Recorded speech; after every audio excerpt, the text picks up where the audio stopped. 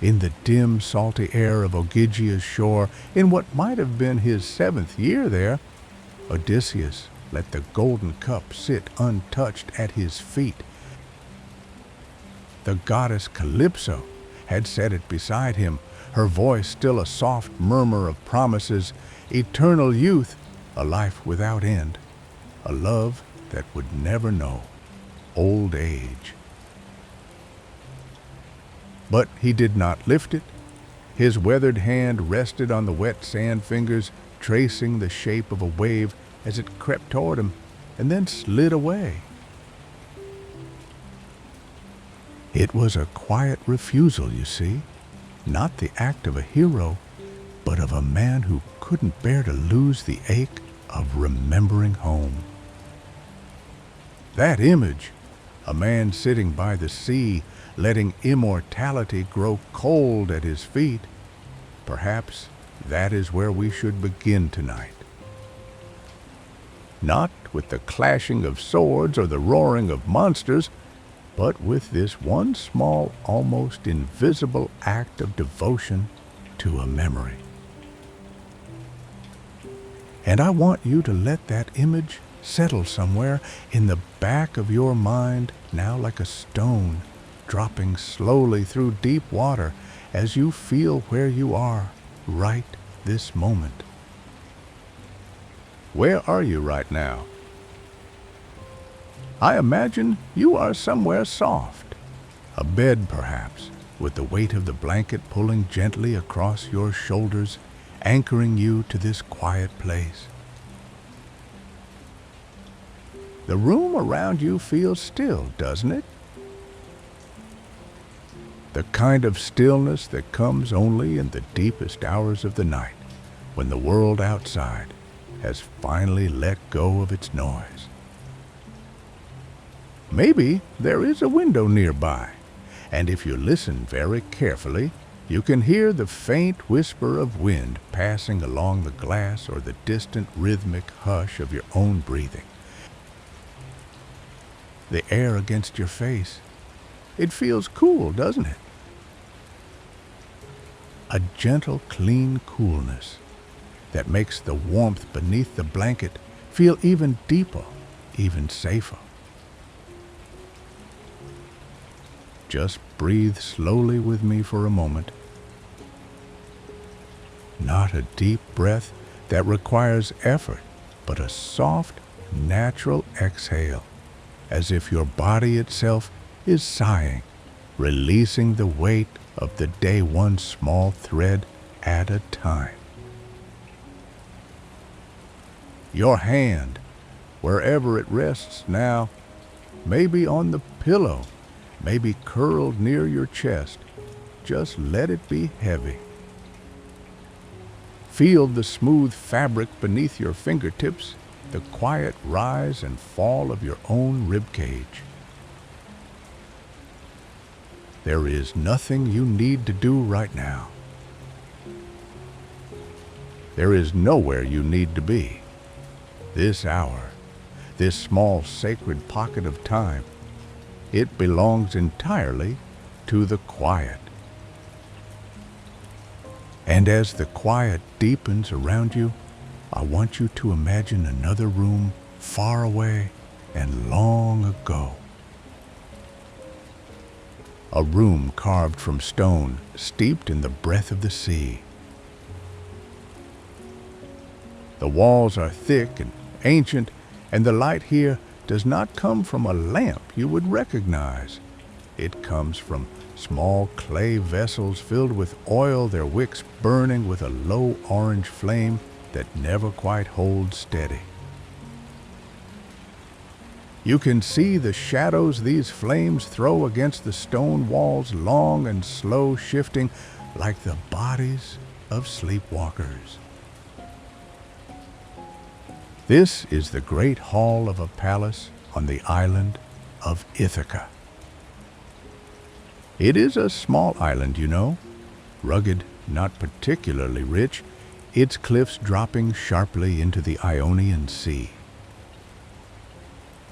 But it is proud in its own way, because it is home to a king who has been gone for a very, very long time.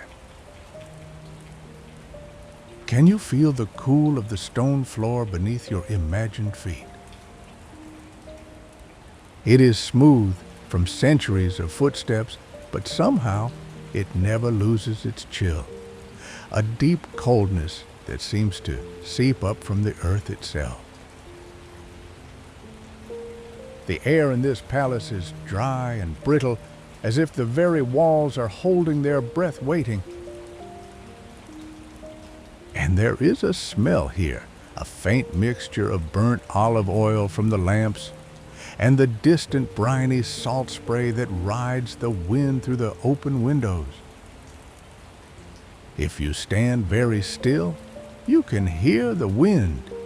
It does not roar here, it whistles, threading its way through the narrow stone corridors like a quiet, patient ghost.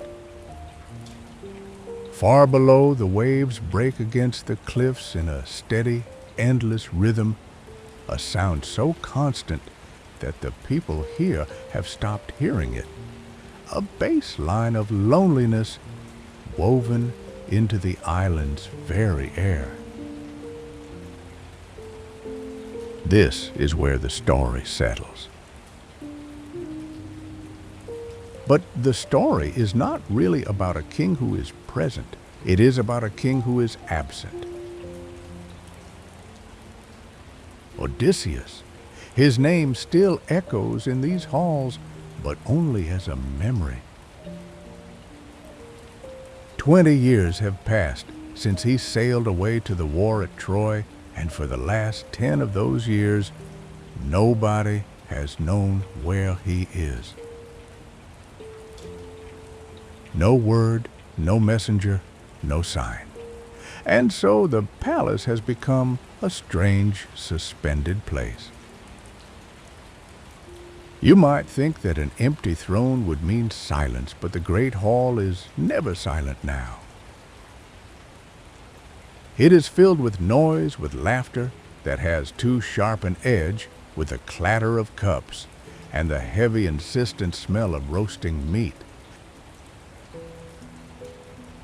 There are 108 men here. Suitors, they are called, though the word feels wrong on the tongue. They have come from all the noble families of the surrounding islands, and they have moved into Odysseus's home as if it were their own. Listen, you can almost hear them now, can't you? The low murmur of their voices, the sudden jarring burst of a laugh that bounces off the stone and fades too quickly. They sit at long tables, these men, their hands wrapped around cups of wine that never seem to empty. Servants move among them, their faces carefully blank, refilling the cups, carving more meat from the spits over the hearth. The fire in that great hearth struggles. You see how it pushes its warmth outward, a valiant orange glow. But the hall is so vast, so cold, that the heat is swallowed up before it can reach the corners. The suitors do not seem to feel the cold. They are too loud, too full, too busy performing their endless feast. The tables are scarred with knife marks. The rushes on the floor are strewn with bones and crusts of bread, and the air is thick with the greasy scent of roasted lamb and the sour tang of spilled wine. It is a scene of constant consumption, a hunger that feeds but never satisfies. But their laughter, if you listen closely, it never reaches their eyes. It is a hollow sound, a sound of hunger that is not just for food. They are waiting, you see. Waiting for Queen Penelope to choose one of them to finally admit that her husband is dead and to take a new king. And so they feast day after day, consuming the wealth of the palace, turning the sacred law of hospitality into a slow, cruel weapon. The law of Xenia, they call it, the ancient, beautiful custom that demands you welcome the stranger, offer him food and warmth before you even ask his name. They have twisted this kindness inside out. They demand and demand and demand, and because they are guests, they cannot be forced to leave. It is an endless, draining siege of politeness, a parasite disguised as a guest. The palace groans under their weight, its storerooms slowly emptying its flocks, thinning its oil jars, growing lighter. Yet the feast goes on because hospitality is sacred, and so the hosts are held hostage by their own virtue. Look over there, in the corner of the hall where the shadows gather thickest. Do you see the loom? It is a large upright structure, its wooden frame dark with age. And sitting before it, her back to the chaos of the feast, is a woman, Penelope. The threads stretch before her, a tapestry of gray and gold, and her hands move with a rhythm so steady, so deliberate, that it seems to slow the very air around her. Watch her fingers. They touch the wool, pulling a thread through, then pressing it down the shuttle, moving back and forth in a quiet wooden clack, clack, clack. It is the heartbeat of this room, the only steady thing in a sea of drunken noise. The wool she pulls is rough and undyed, in places the gray of natural fleece, but here and there she works in strands of gold that catch the flickering lamplight like tiny buried suns.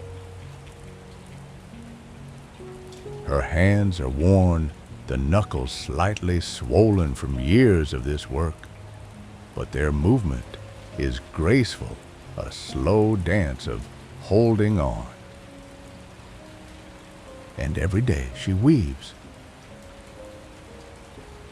And every night, in the secret hours when the suitors are lost in their wine-soaked sleep, she unravels it all.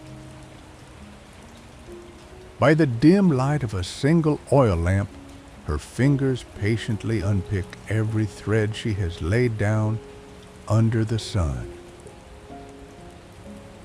It is a quiet rebellion, you know, perhaps one of the most profound acts of hope ever recorded.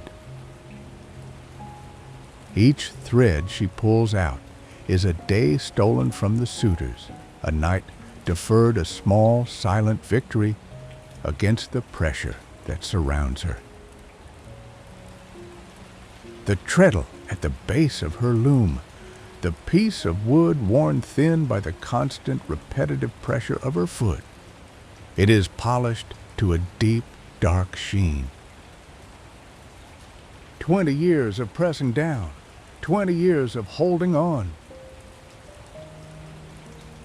It looks like a prayer bead that has been counted every single night for 2 decades, worn smooth by devotion and grief. You can almost imagine the shape of her foot worn into that wood, a gentle depression where her soul has pressed down with every breath of patience. And what does she weave? What images does she form with those gray and gold threads?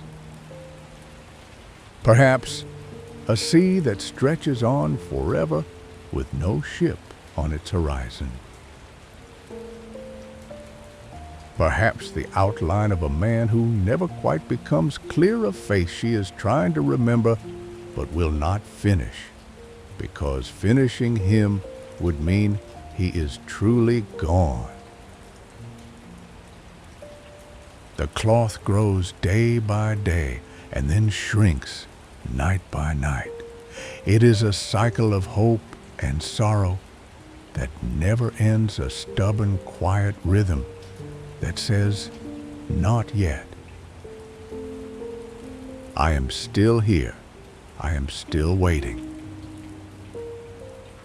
Sometimes in the deepest part of the night, a tear might fall onto the wool, darkening a single thread, but by morning it has dried, and her hands are moving again as if nothing happened. The air around her is thick with the smell of stale wine and wool, the mustiness of old tapestries hanging on the cold walls. These tapestries tell the stories of older heroes, their colors faded to whispers of brown and blue, and they look down on this scene with a kind of silent, threadbare patience. Dust motes dance slowly in the slanted light that cuts through a high, narrow window, and they seem to hang suspended whenever they drift near Penelope's still focused face. She does not look at the suitors. She does not need to. She feels their presence as a weight, a constant, dull pressure at the back of her neck, but her hands never falter. Clack, clack, clack. The sound merges with the distant boom of the sea against the cliffs, two rhythms that have become the metronome of her waiting. And somewhere else in this cold, echoing palace, there is a boy, or perhaps not a boy anymore. Telemachus. He was an infant when his father sailed away, and now he is nearly 20. You might expect a prince to be commanding, confident, a young lion preparing to take his throne. But Telemachus does not walk through these halls with the stride of a king. He drifts almost a shadow himself, his shoulders carrying a subtle, hesitant curve. He watches the suitors consume his inheritance. He hears their crude jokes and their mocking laughter, and inside his chest you sense a deep, simmering helplessness. He is old enough to understand the injustice, to feel the rage of it burning in his stomach, but he was never taught how to fight this kind of enemy. There was no father to teach him. There was only the empty throne, the weeping mother, and the loud, suffocating presence of 108 strangers. He has grown up listening to the sound of his mother's loom, but also to the jeers of men who see him not as a prince, but as an obstacle. You can see him sometimes standing at the edge of the courtyard, looking out toward the sea. The same sea his father looked upon from Ogygia. The waves break against the cliffs of Ithaca, a distant rhythmic crash, a sound so constant it has almost become silence. He stares at the horizon, and he is looking for a ship. He has been looking for a ship his entire life. The wind off the water ruffles his hair, and the only thing he feels is the vast, hollow ache of the unknown. Is his father alive? Is he suffering? Will he ever return? Or is this life, this slow, humiliating decay of a kingdom, all that remains? The waiting has shaped his bones, you see. It has made him a stranger in his own home. Sometimes, late at night, he walks the empty corridors and traces his fingers along the stone walls, feeling the cool, rough surface, trying to find some echo of the man whose shadow he can never fill. There is a strange truth about this place, a quiet insight that settles over the stones and the people and the very dust in the air. Absence itself has become a presence here. Odysseus is more real in his empty, untouched throne than any living king could be. The wooden chair sits on a raised platform, its arms carved with lions, and nobody dares to sit on it. The suitors might sprawl across every other surface in the hall. They might stain the tables and sleep in the corridors. But the throne remains a sacred, aching void. It holds the shape of a man who is not there. It is the center of gravity around which all this chaos swirls, a quiet, powerful statement of longing. The entire kingdom, in its waiting, in its stubborn, threadbare hope, has become a monument to nostalgia. Even the dust on the throne seems reluctant to settle fully, as if it expects the rightful weight to return at any moment and shake it free. And so the feast goes on an endless, stagnant loop. Watch the wine being poured again.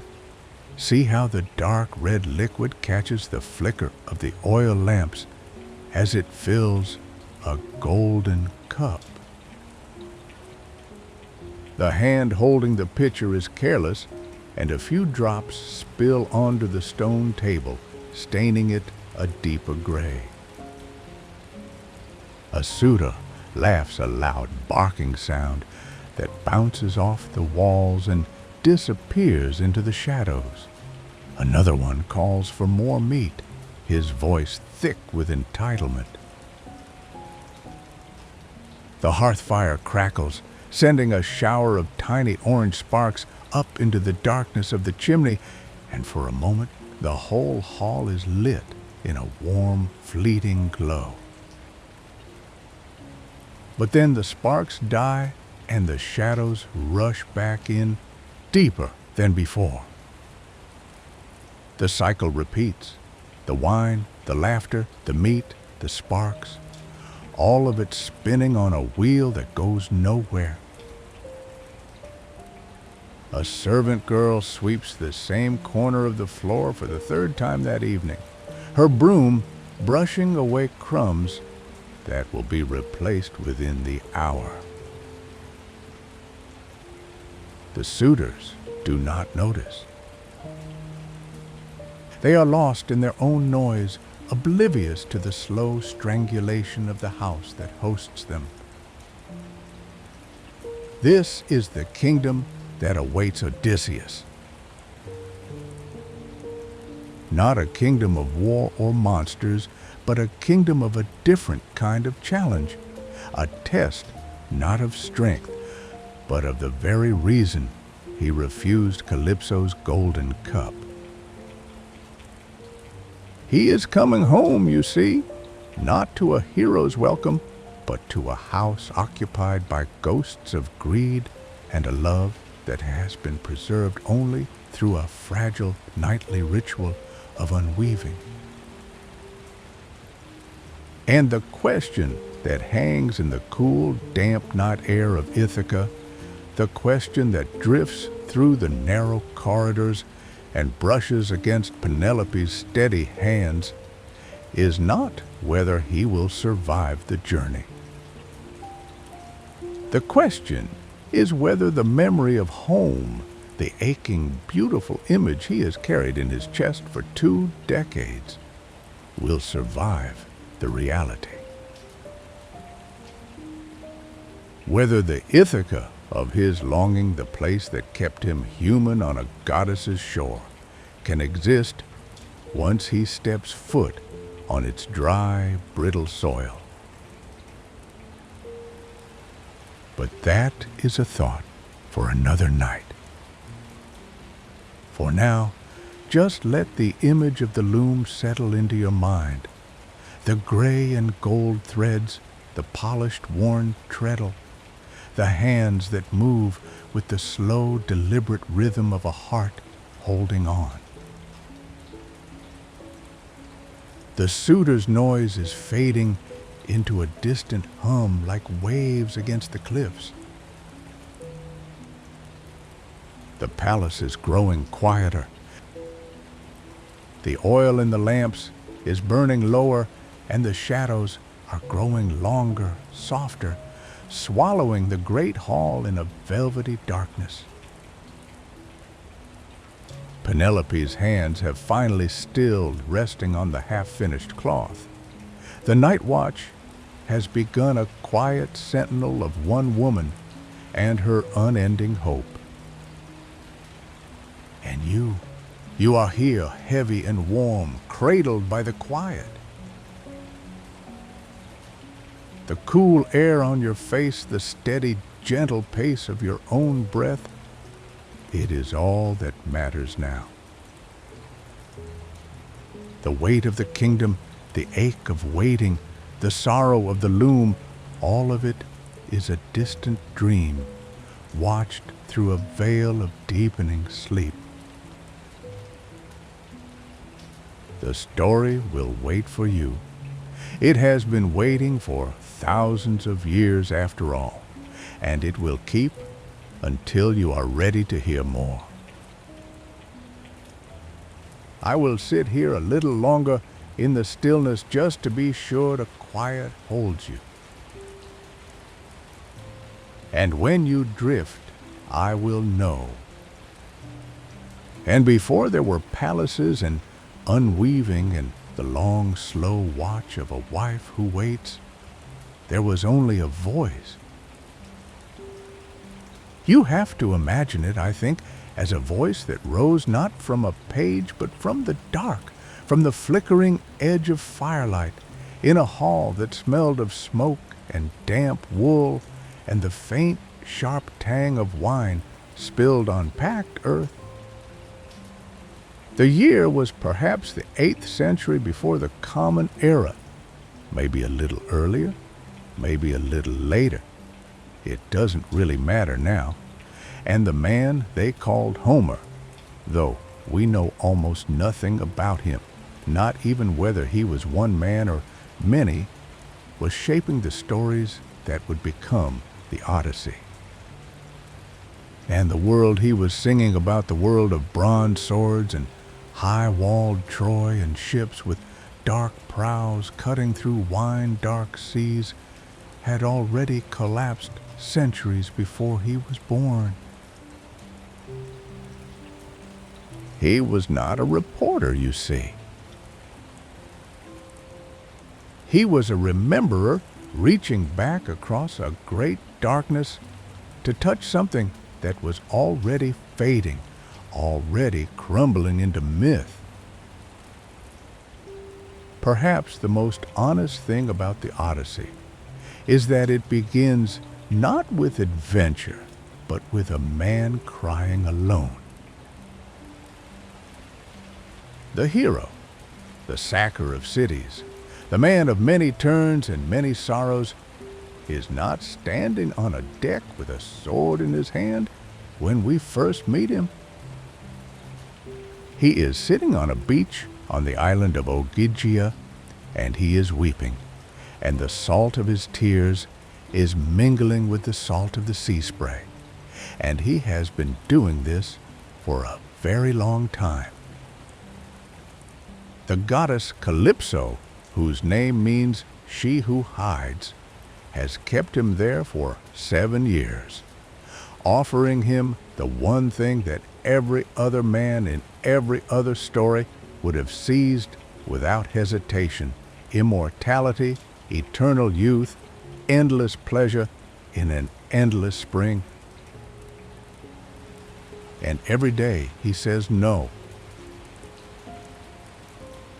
Every day he walks to the shore and looks east toward a home he cannot see, and he refuses to become a god.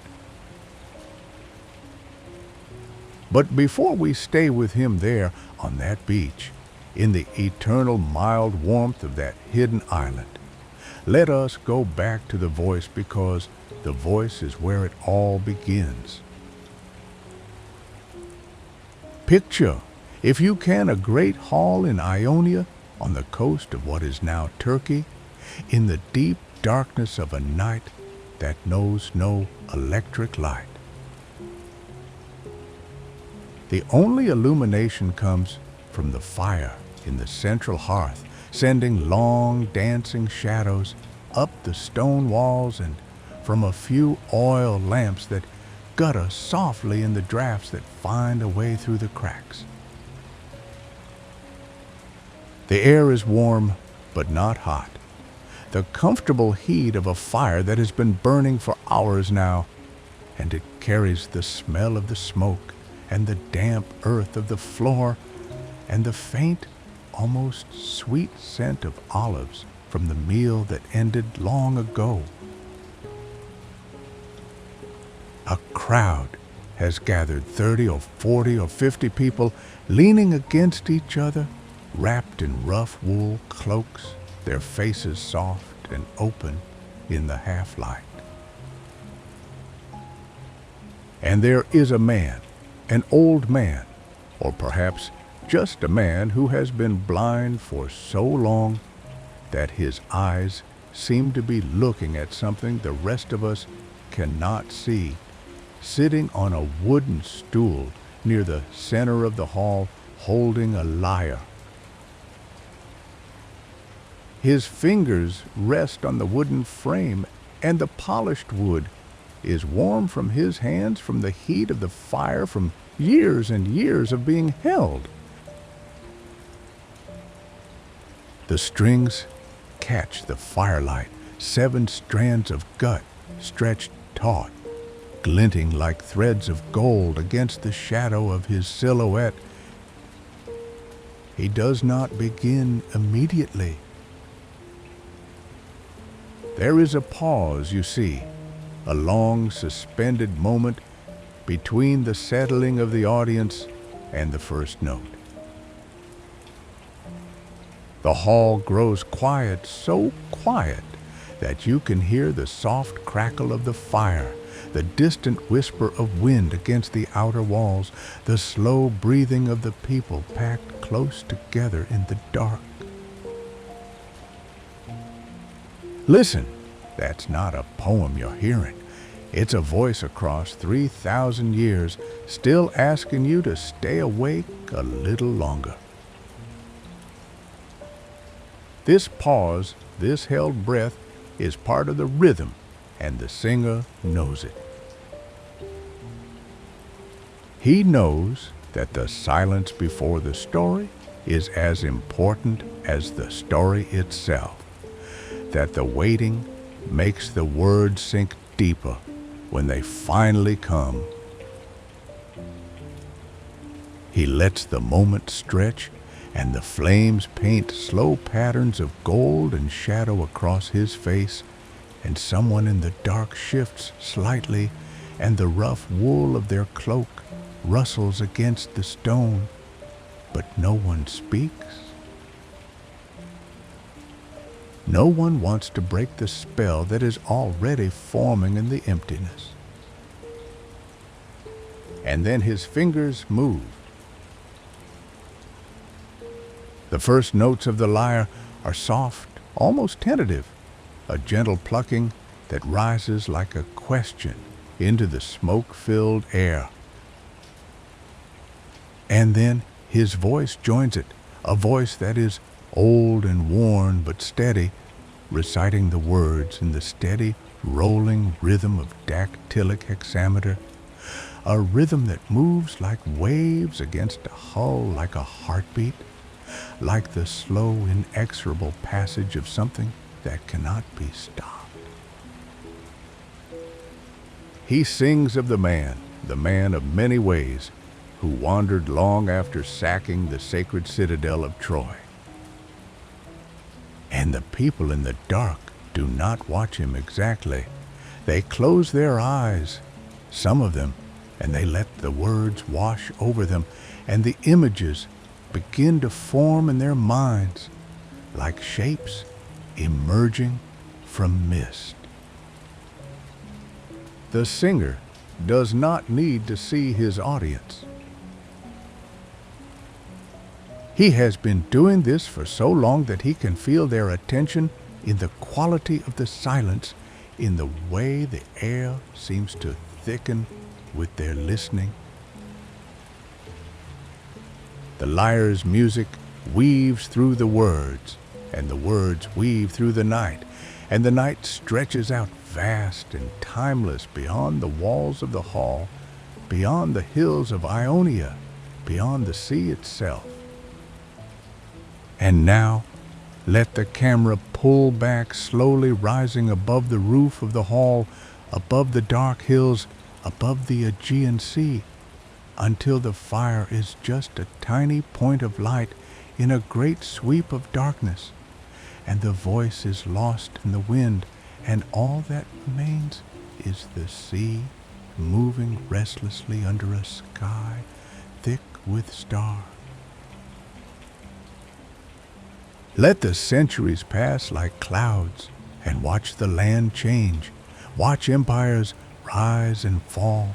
Watch the language of the singer become a dead tongue studied by scholars in distant libraries.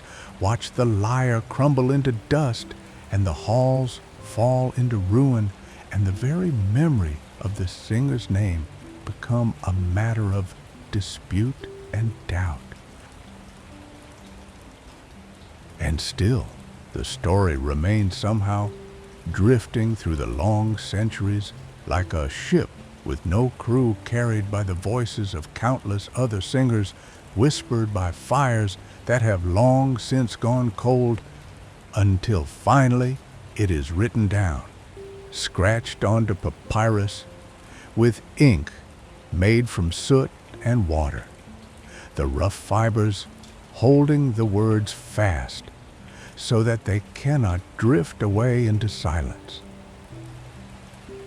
And what of the man on the beach?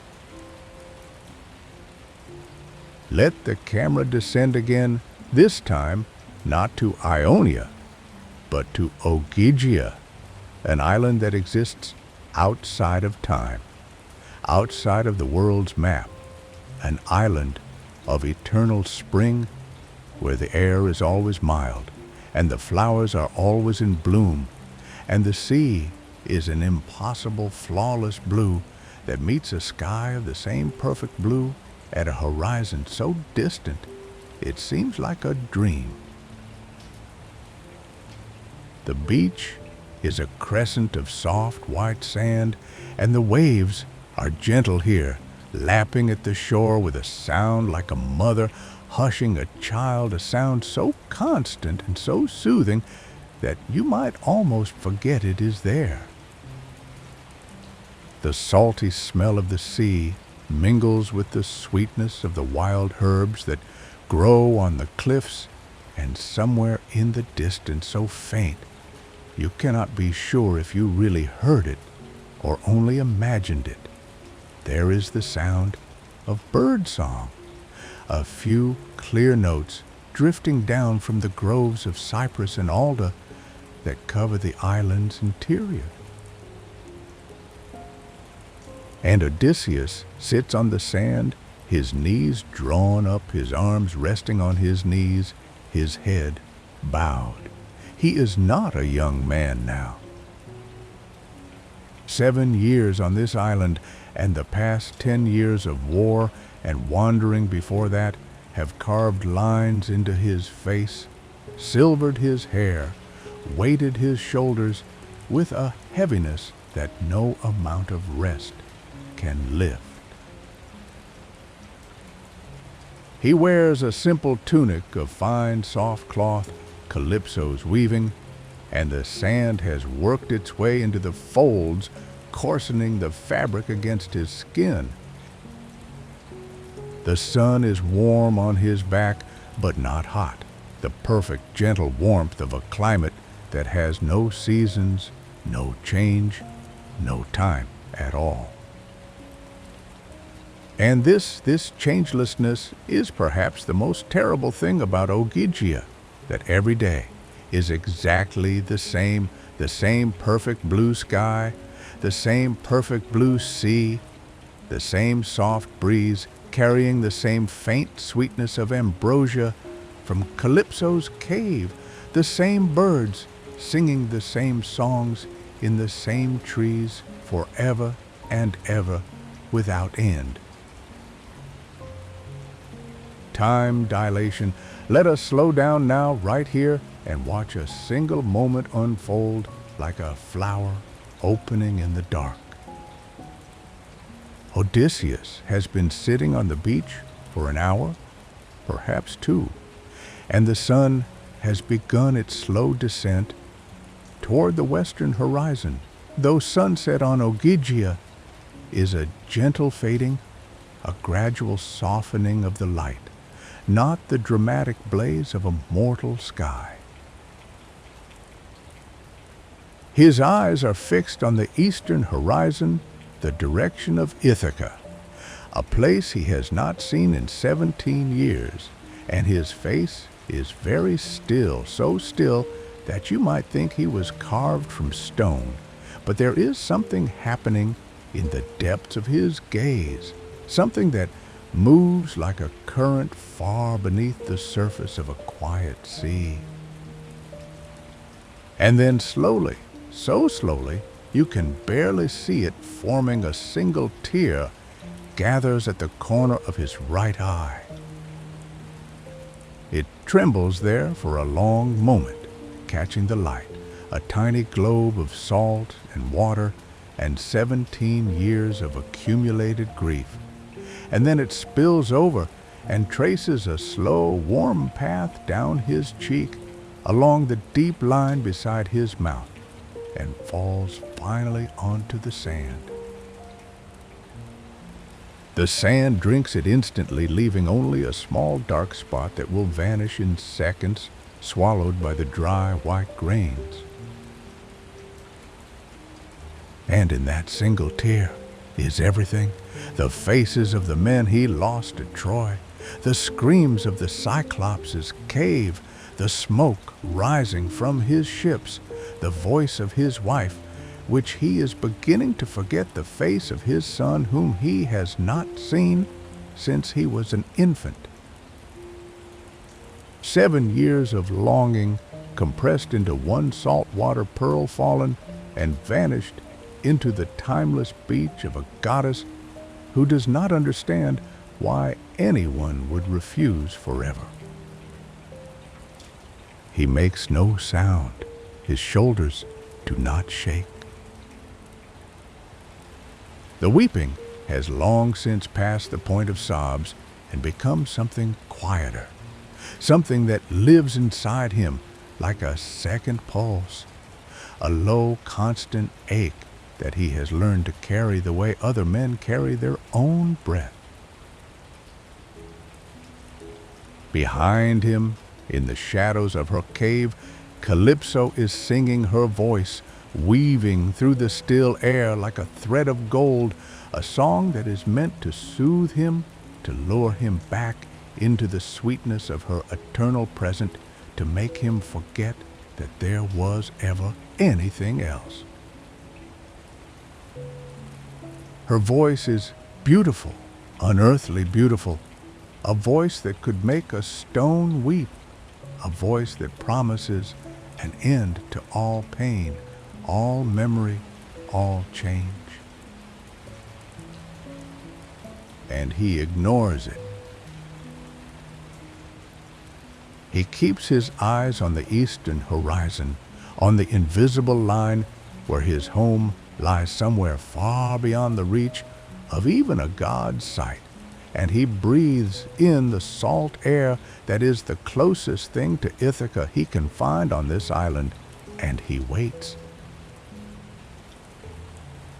He has become, in his long refusal, something stranger than a hero. He has become a man who knows exactly what he is giving up. He knows what immortality means: an end to pain, an end to age, an end to loss. And he knows what mortality means: a return to a world where everything he loves will one day die, including himself. And every single day for 7 years, he has chosen the death and the loss and the grief over the perfect, painless forever. Not because he is brave, though he is brave. Not because he is wise, though he is wise. But because there is something in him, something stubborn and human and utterly irreducible, that would rather remember Ithaca than forget everything in paradise. And that, I think, is the true beginning of the story. Not the war, not the Cyclops, not the journey at all.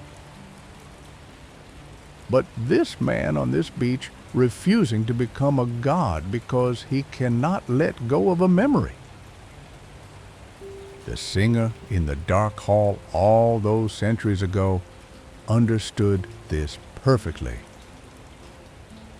He began his song not with the triumph of Troy, but with a man weeping on the shore of a goddess's island, and the entire epic that follows is not really an adventure story at all. It is a long, slow, painful meditation on what it means to want to go home, to carry a place inside you so intensely that every other destination, even paradise, feels like a prison. The fire in the Ionian hall is burning lower. Now the singer's voice is growing softer, and the audience is very still. Some of them already half asleep, lulled by the rhythm of the hexameter and the warmth of the dying flames. But the story they are hearing, the story that will drift across 3,000 years to find you here in the dark, does not end with sleep. It ends with the faint, persistent hope that somewhere beyond the wine-dark sea, there is a shore where someone is waiting, and the waiting makes the return inevitable, no matter how long it takes. I want to take you back now before the beach and the weeping and the long refusal, back to the very beginning of the thread that would one day bind Odysseus to the sea.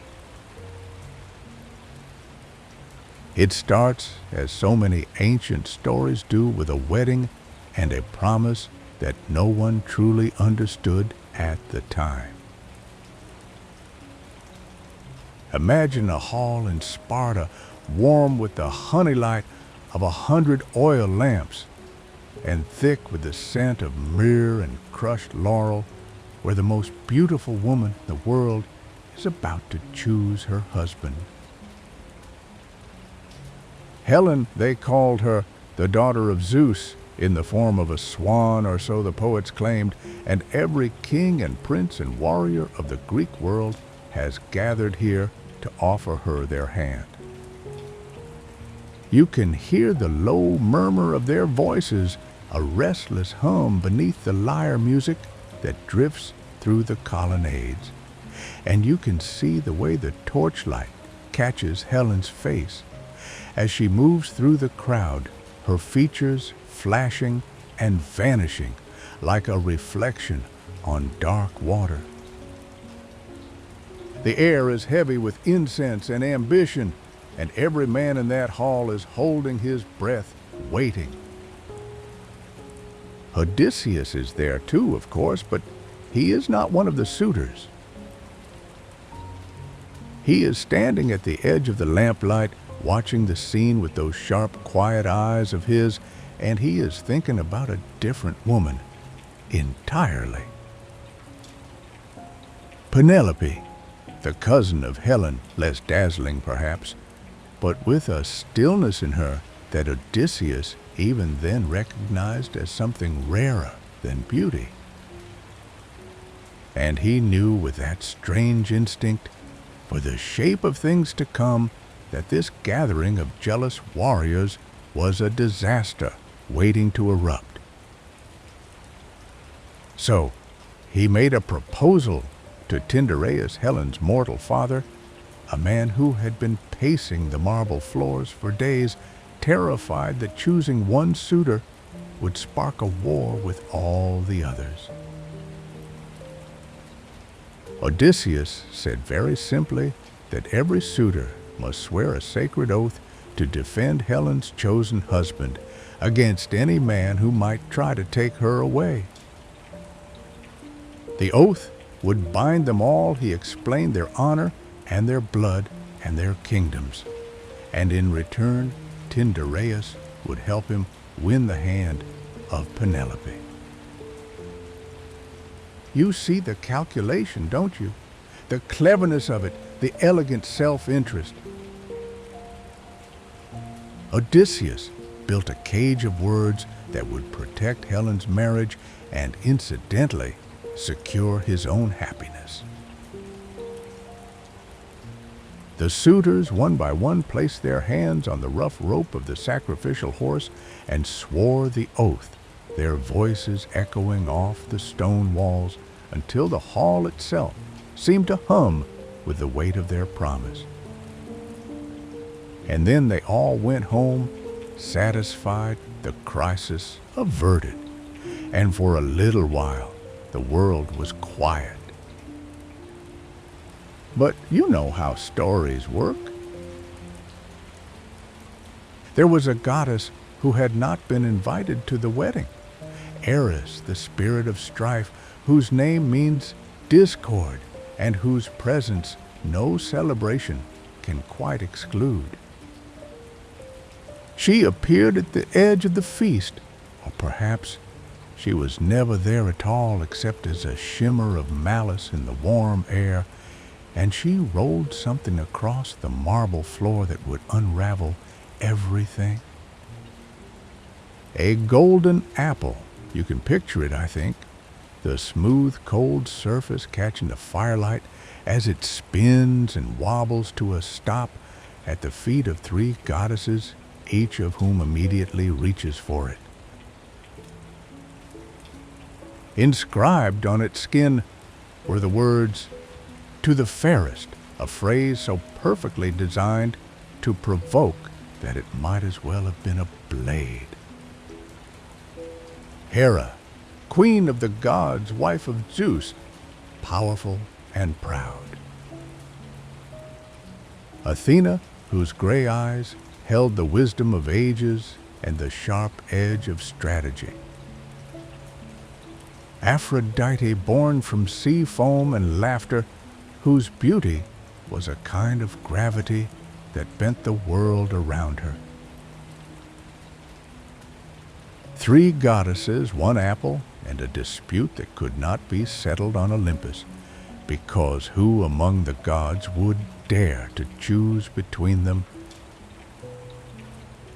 So Zeus, weary and perhaps already seeing the long shadow of the future, sent them down to Mount Ida, to a shepherd who was not really a shepherd, a young man named Paris, a prince of Troy, abandoned at birth, because of a prophecy that he would bring destruction to his city. He was living among the flocks, unaware of his own blood, when the goddesses appeared before him. And this is the moment, the tiny pivot upon which the entire epic swings. You might imagine the young man's hesitation, the way his hand must have hovered over that golden apple, the weight of it so slight and yet so impossibly heavy. Hera offered him power dominion over all the kingdoms of the known world. Athena offered him wisdom, the kind of knowledge that wins wars and builds empires. Aphrodite offered him the most beautiful woman in the world. And Paris, young and mortal, and perhaps a little foolish, gave the apple to Aphrodite. The two other goddesses did not accept this gracefully.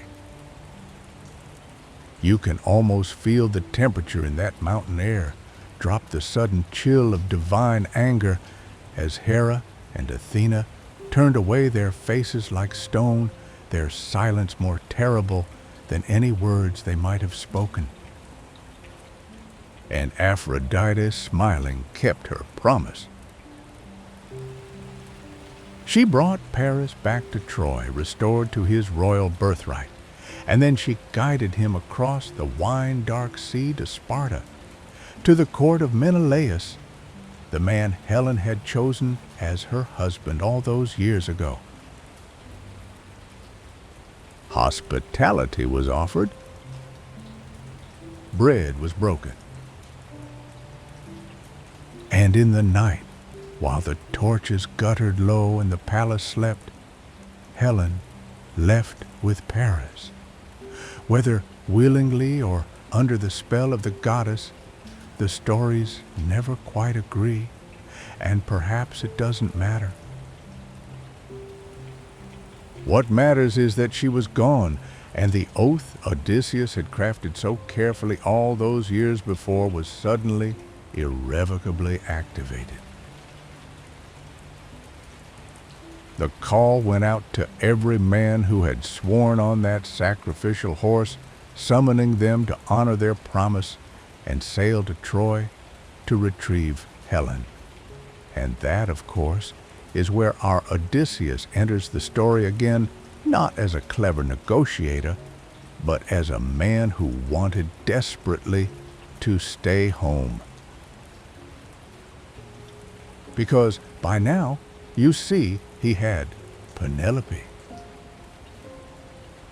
He had his son Telemachus, just an infant small enough to still be cradled in the curve of an arm. He had Ithaca, his island with its rocky soil and its olive groves and its quiet, steady rhythms. He had everything he had ever wanted, and the very last thing was to leave it all behind for a war over a woman he had never loved. So Odysseus did what Odysseus always did when the world presented him with a problem he could not talk his way out of. He tried to outsmart it. He feigned madness. He yoked an ox and a donkey together, an impossible pair that could never plow a straight furrow. And he began to sow his fields with salt instead of seed, all the while wearing a peasant's rough tunic and muttering incoherently to himself. The sight of him you can imagine. The mismatched animals straining against the plow, the salt scattering white across the dark earth, the strange figure of a king reduced to this absurd, heartbreaking pantomime. The air smells of salt and turned soil, and there is a chill in the dawn light, the kind of cold that settles into your bones before the sun has fully risen. Palamedes was the name of the man sent to bring him to the ships. Palamedes, who watched this performance, with a shrewdness that matched Odysseus's own cunning, and who decided on a test so simple and so cruel that it still catches in the throat even now, after 3,000 years. He took the infant Telemachus from Penelope's arms and placed him directly in the path of that plow. A baby lying on the earth directly in the line of the salt sowing, and the plow's blade moving forward with the slow certainty of the seasons. And now the world narrows to a single unbearable point of decision. The father at the reins, the child in the furrow, the plow inching ahead like a heartbeat. You can't quite stop. This is the hesitation I wanted you to feel. The choice to curse or to bless. Odysseus hesitates on the threshold of his own fate, and that hesitation is the seed of everything that follows. He could continue the ruse, let the plow continue, and the madness would be proven beyond doubt. But at what cost? Or he could swerve, reveal his sanity, and condemn himself to 20 years of absence from the very child he was trying to protect.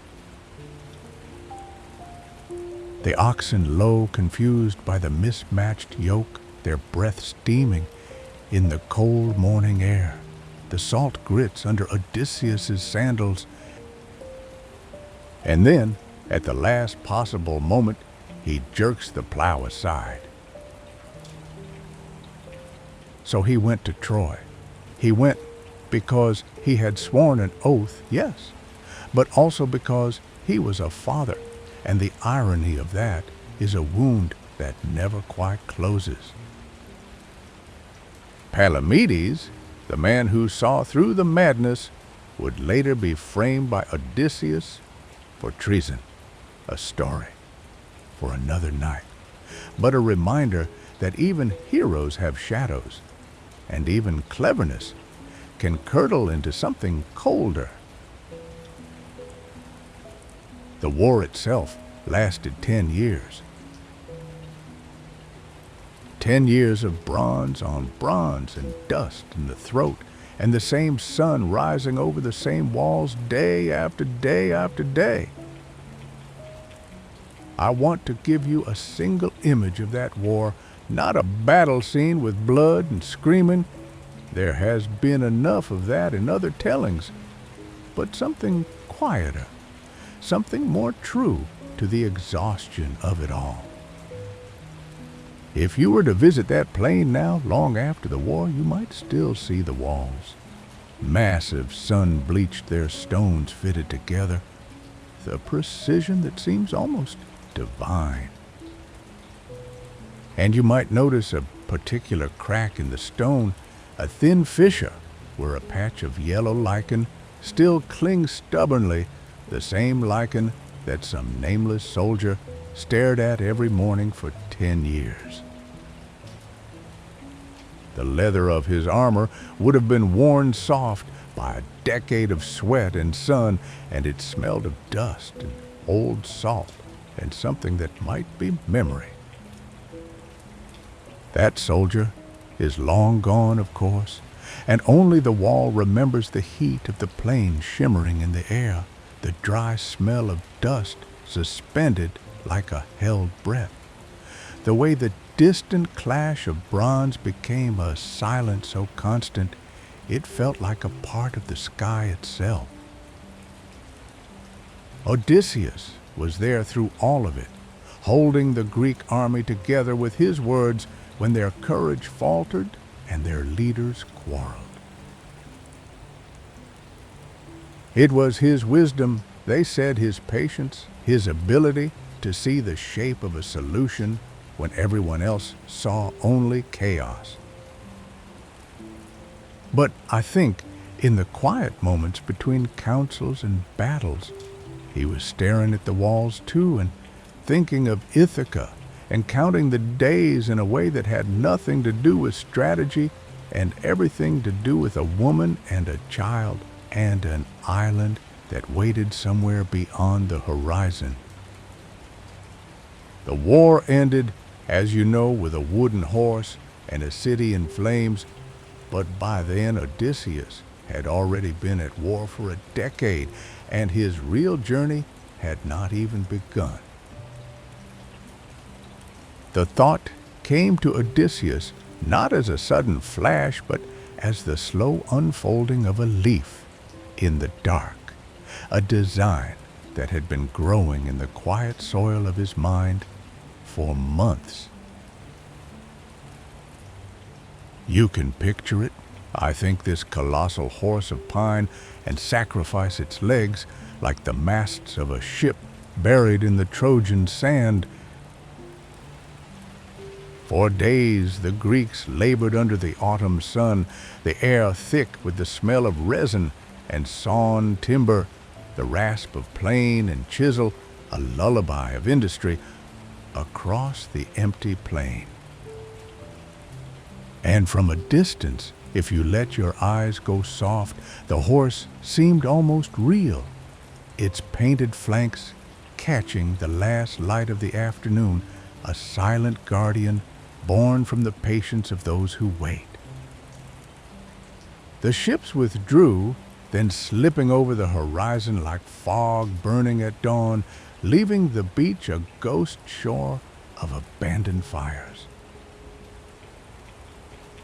I want you to see that horizon, the dark shapes dissolving into light. Nothing behind but the horse and a profound stillness. The Trojans, waking to that silence, thought the gods had granted them peace.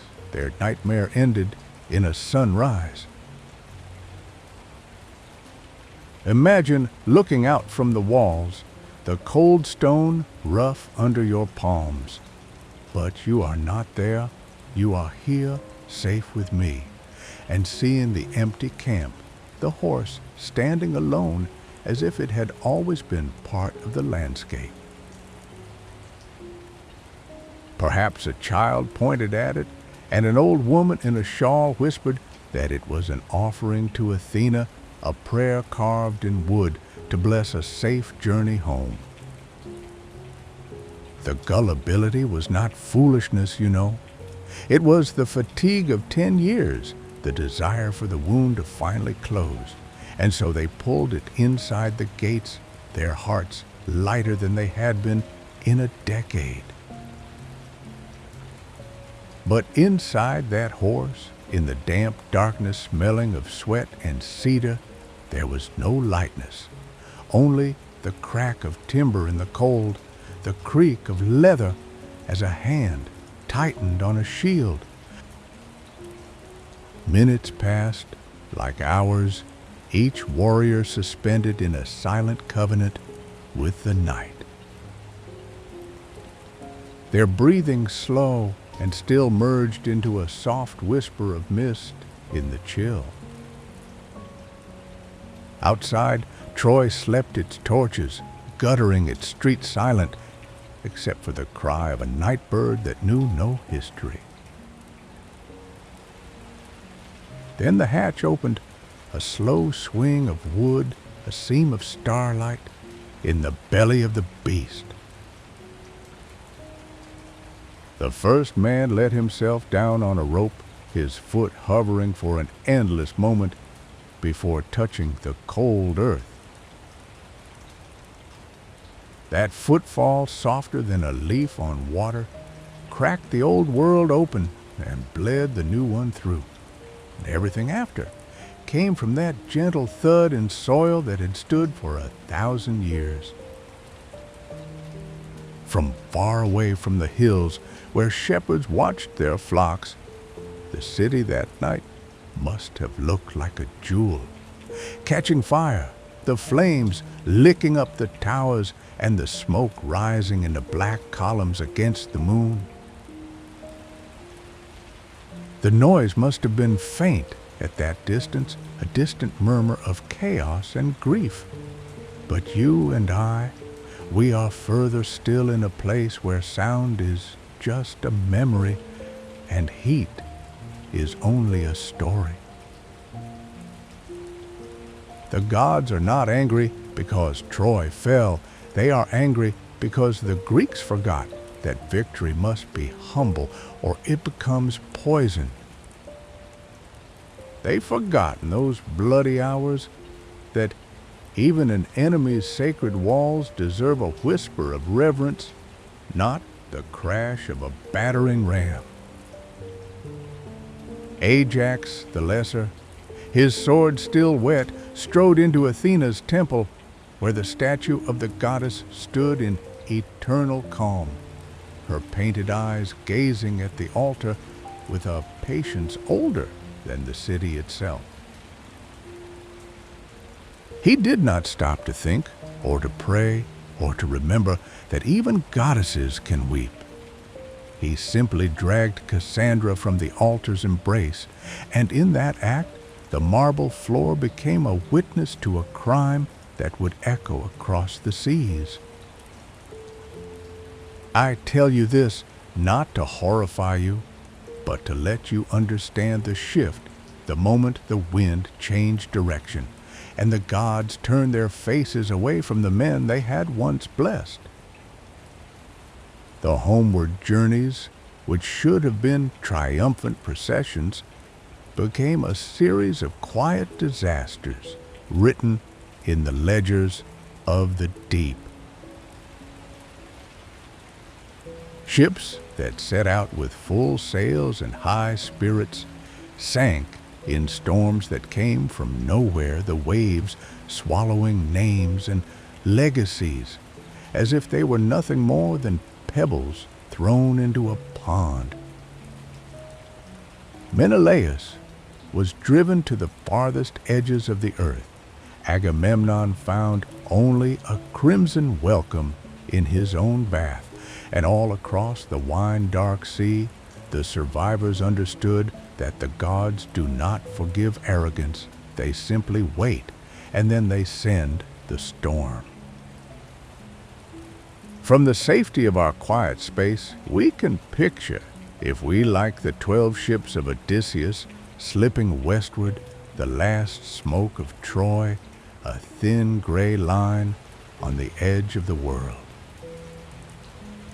How the sky must have thickened, then how the sea must have taken on a darker shade, and the air turned sudden cold with the gods' displeasure.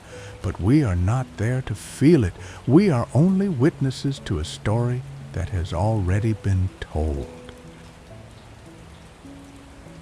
Achilles had his honor, Hector his family, but Odysseus had only his cunning. And sometimes cunning is just another word for survival, dressed in a costume. And perhaps when the map of Corinth no mortal could read was first drawn, survival was the only thought left to him, though home was already a distant lamp, a flicker in a window on an island where a woman waited and a boy grew older with each passing tide. The real journey, the one that would strip him of everything except that memory, had just begun. And from where I sit, the air is still and the night is gentle. Where are you right now? I hope it is somewhere quiet, and that you have a blanket pulled up close to your chin, because the air tonight has a coolness that wants to settle on your skin like a memory. Just for a moment, feel the weight of that blanket, the way it holds you without asking anything back. Let your breathing find its own slow rhythm, and I will tell you a story that begins on the sea a very long time ago, under a sky that was already fading from gold into a bruised violet. From a great distance, The 12 black ships of Odysseus would have looked like something painted on the edge of the world, their hulls cutting a silent line through water that held the last warmth of the day. On the deck of the lead vessel, a man stood with his hand resting on the damp wood of the rail, and if you could have seen him, then you might have thought he was just listening to the creak of the oars and the occasional cry of a gull sounds that asked nothing of anyone, that simply drifted into the evening like ash from a forgotten fire. The smoke of Troy was now only a thread behind him, a gray whisper the wind unraveled with a patience that seemed almost kind. The first mistake, as the old stories tell it, happened at a place called Ismarus, a town of the Cicones, who had once been allies of Troy, though alliances mattered very little to men who had been promised plunder as payment for their years away. I imagine the crew climbing the gentle slope from the beach, their sword hands still remembering the weight of a shield, and in the narrow streets they found what they had been dreaming of: grain, wine, bronze, tripods, fine woven cloth, the glitter of things that could be traded for comfort once they reached the shore of Ithaca. But greed has a way of slowing a man's feet, of making him forget that the tide does not wait, and Odysseus, who had seen enough of the world's cruelty to know that every wind carries a warning, gave the order to return to the ships before the inland tribes could gather. His crew, though drunk on the sweet wine of victory and the even sweeter illusion that they were finally safe, refused, and they sat around their fires on the beach, laughing and toasting their good fortune, while in the hills above the Cicones were mustering a force that would come down with the dawn. No one in the ships saw the counterattack, not fully, because the mist of early morning rolled in from the sea and wrapped the shore in a damp gray blanket that muffled sound and swallowed shapes. But they heard the horns, distant and sad, and then the cries that rose and fell like a tide of their own. When the sun finally burned, through 72 of their shipmates lay still on the sand. I do not want to dwell on the details of that morning, you and I. We have no need of such heaviness. But the number itself is enough a quiet figure Odysseus carried with him like an extra anchor. The first lesson that the longing for home must sometimes be paid for in the coin of those who will never see it again. The survivors pushed off from the shore in a silence heavier than the plunder they had lost, and the oars pulled them into the open water, where for a little while the wind was kind and the horizon seemed to promise nothing except a slow, steady passage west. But Cape Malea had other intentions, because the gods, if we can even use that word without flinching, had not yet finished their lesson, and a storm rose out of the south with a suddenness that must have felt like the world itself splitting open. Remember, we are not standing on that deck.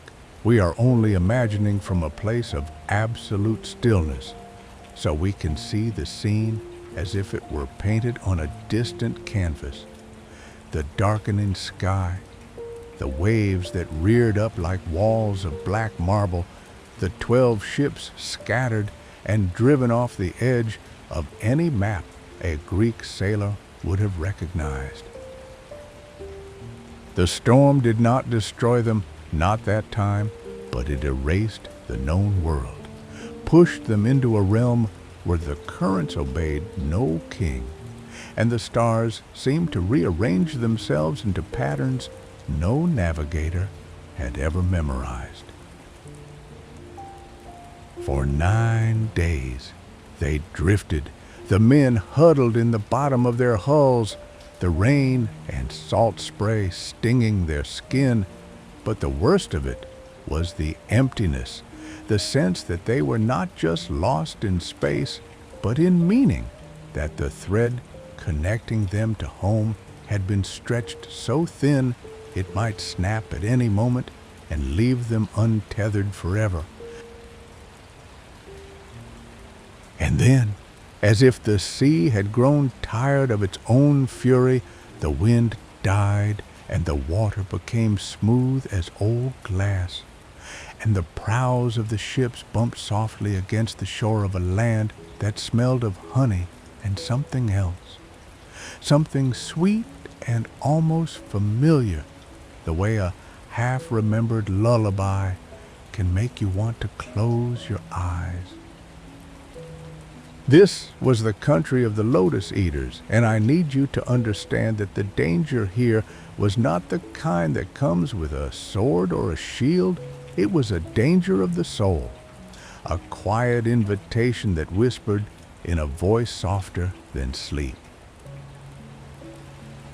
The crew sent out scouts, 3 men who had not yet learned that peace can be a trap, and they walked through a meadow where the lotus flowers swayed on long, pale stems, the petals a drowsy pink that curved inward, like eyes that had seen too much and now only wished to rest.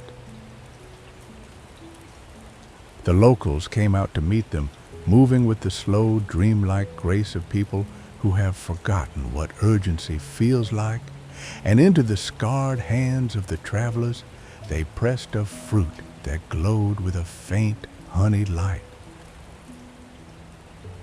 The lotus fruit is not bitter or sour. It is sweet, the way silence is sweet after a long noise, the way sleep is sweet when you have not slept for days. The scouts lifted it to their lips, and the moment the juice touched their tongues, something inside them softened. A tight coil that had been wound since childhood loosened, and the thought of Ithaca, the wife, the child, the bed carved from an olive tree became a distant picture, pleasant but irrelevant, like a story someone once told them about a stranger's life. They smiled, and I think that smile must have been the most dangerous thing of all, because it was genuine, a smile of pure, unburdened happiness that had no room for the past or the future, only the warm narcotic now. You know that feeling when you just want to stop to lie down and forget everything? That is the lotus calm. Odysseus shouted over it. He saw his men sinking into the fragrant grass, their eyes growing heavy and far away, and something fierce and stubborn rose in his chest, the same instinct that had kept him fighting through 10 years of war, the refusal to let the story end in a meadow while the rest of the world continued without him. He waded into that field of drowsy flowers, and with his own hands, the hands that had once held a bow and the leash of an entire army's hope, he gripped a crewmate's shoulder hard, the way you might grab a friend who is about to step off a cliff into a fog that looks like solid ground. The touch was not gentle, because gentleness would not break the spell, but it was an act of love nonetheless. A message shouted through skin and bone: you're not allowed to forget. Not yet. Not while there is still a ship and a sail and a star to follow.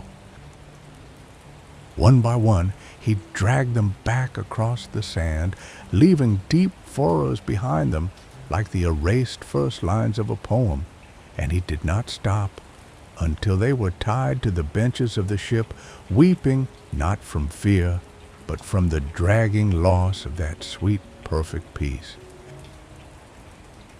The fleet pushed off again, and as the scent of the lotus faded into the salt air, Odysseus stood at the stern and watched the island shrink into a soft green dot on the horizon. Perhaps, and I say this only as a quiet insight, a thought that emerges from the stillness of our own reflections, perhaps this was the first real lesson about what it means to long for home. The longing is not just a map you can follow.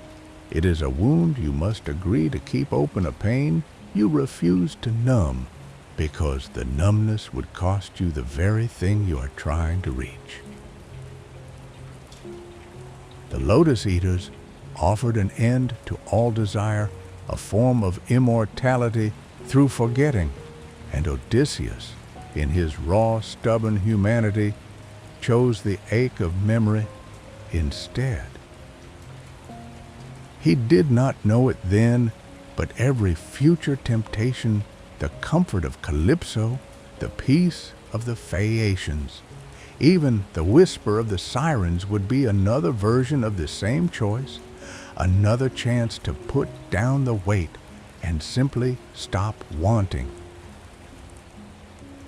For now, though, they sailed on, and the only sound was the gentle lap of water against the hull and the soft, reluctant breathing of men who had tasted paradise and been forced to spit it out.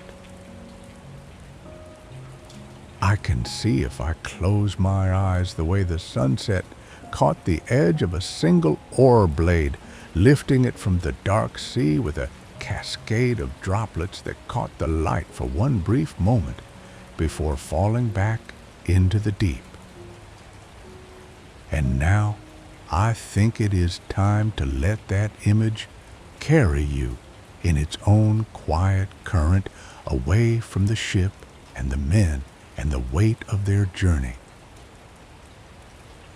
Let the blanket hold you a little tighter, let your breathing sink deeper, and if the story has done its work, you may already feel the edges of your own thoughts growing soft.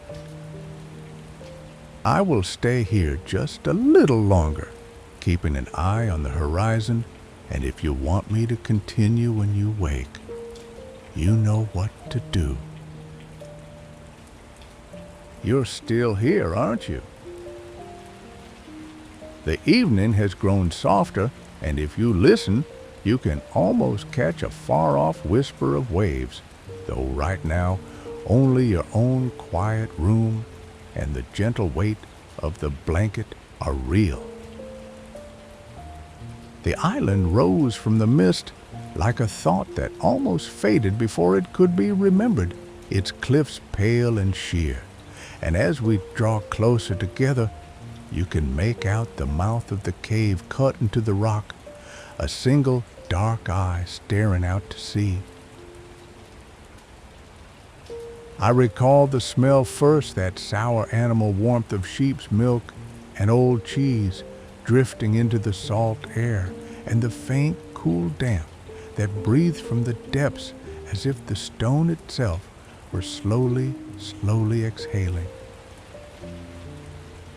Odysseus stood there at the entrance, and perhaps you can sense the same pull he felt, that quiet human curiosity that flickers like a candle in a dark room, not yet knowing it will burn your hand. He wanted to see what lay inside, not merely the treasure of cheese and lambs, but something else, a glimpse of the unknown, a chance to set a footprint where no one had walked before. And I think that longing, that endless reaching, was always part of what made him so terribly beautifully human. The men followed him in, and for a while the only sounds were the soft shuffle of sandals on rough stone and the bleating of sheep pinned in the deeper shadows. The fire they lit was small and tentative, and its light caught the edges of things, a massive wine bowl carved from a single boulder, wooden racks straining with wheels of cheese, and a staff thicker than any mast they had ever sailed beneath. You can rest your hand on a cool surface, now safe in your own dimness, while the story waits a little longer the way the men waited, their breaths mingling with the smoke as the hour grew late and the giant finally came home. The footsteps came first, a deep shudder in the stone that anyone standing there would have felt travel up through their souls, a rhythm so heavy it could make a heart forget its own beat. And then he was inside. Polyphemus, son of Poseidon, a shepherd with a heart of stone, but even gorged on flesh, he knew how to pray, and his father listened. I will not draw him too clearly for you. His single eye rolled in that vast forehead like a swollen moon, and his voice when he spoke was a slow rumble, like boulders grinding together on a distant shore. The polite words Odysseus offered the gifts and the customs of hosts fell into the dim air and shattered on that enormous indifference. And then, with no more warning than a hawk stooping to a field mouse, his hand swept down, and one of the men was lifted, struggling into the firelight, and the sound that followed was a crunching and a tearing that I will wrap in silence for you now, letting only the memory of its echo fade quickly into the smoke of the cave. 2 more were taken that night, I think, or perhaps it was 3, the numbers blurring in that thick, terrible darkness, and the others pressed themselves against the walls like shadows, trying to dissolve into the dark.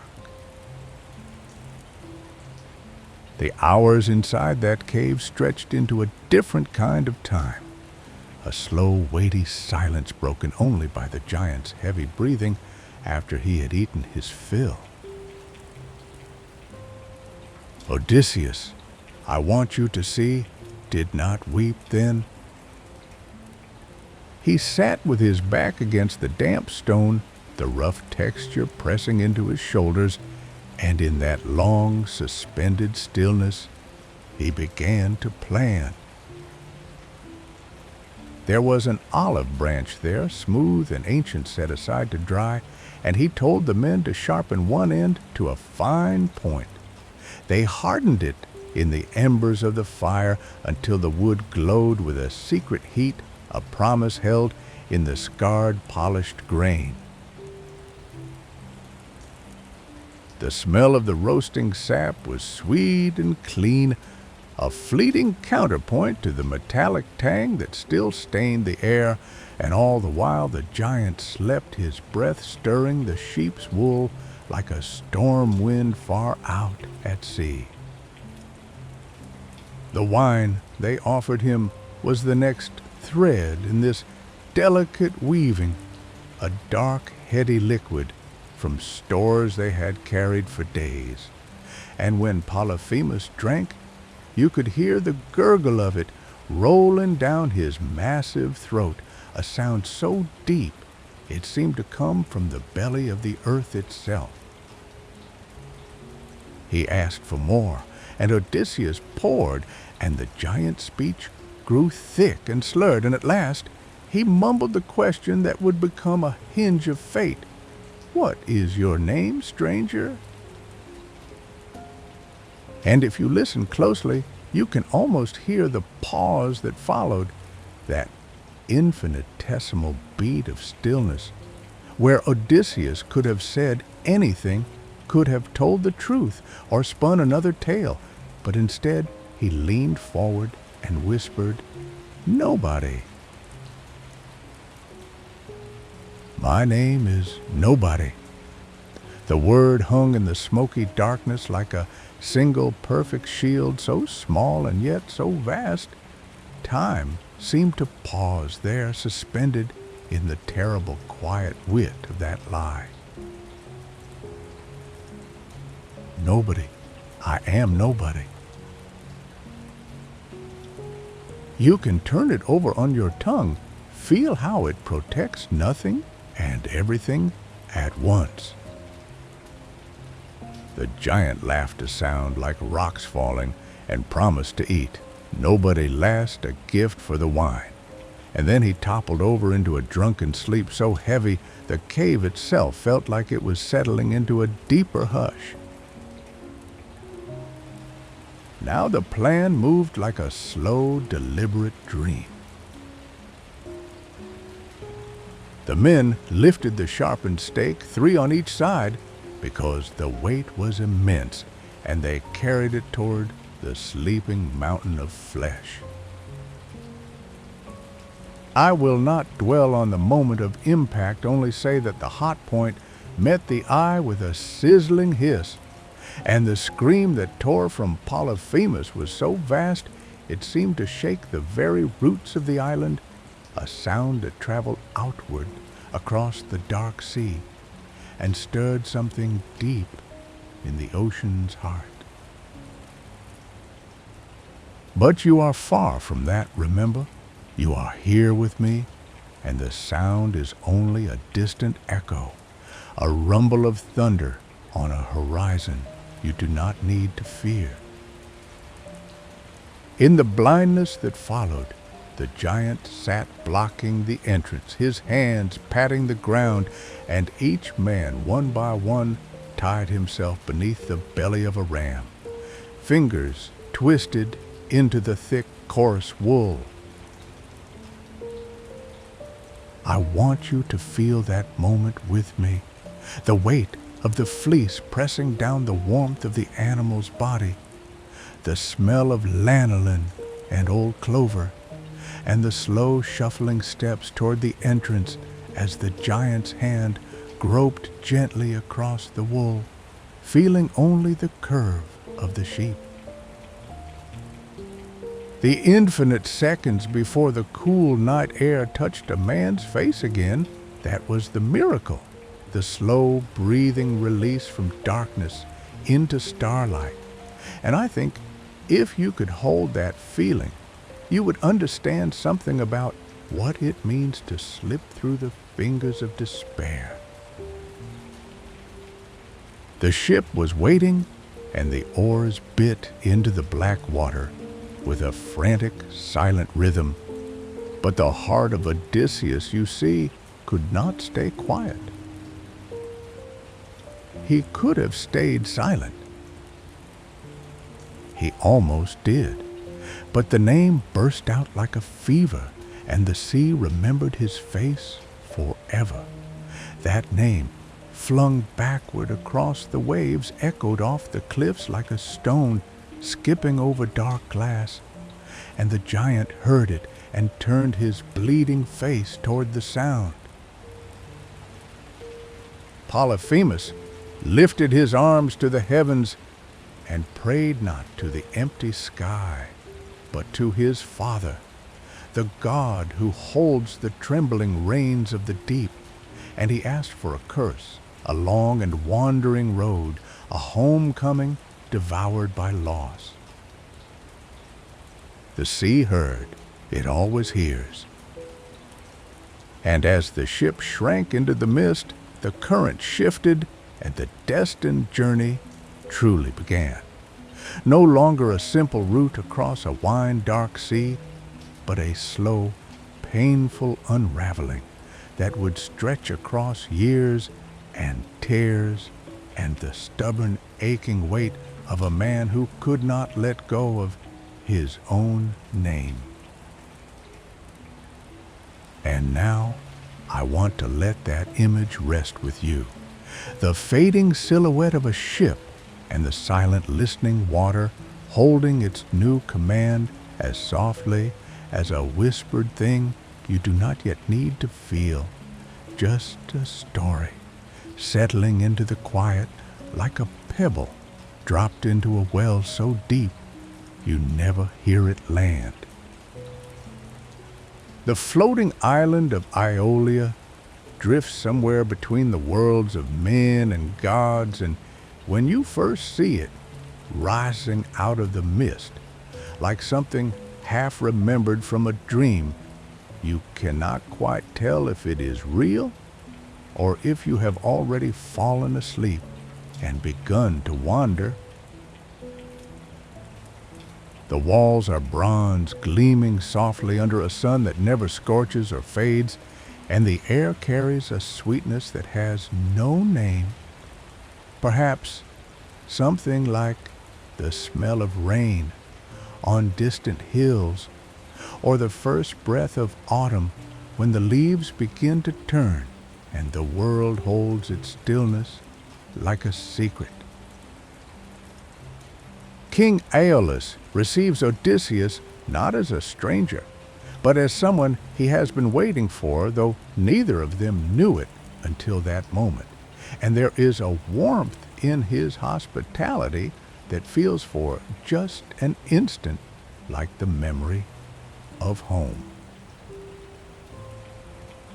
The king, who rules over all the winds of the earth, listens to the story of wandering with quiet eyes.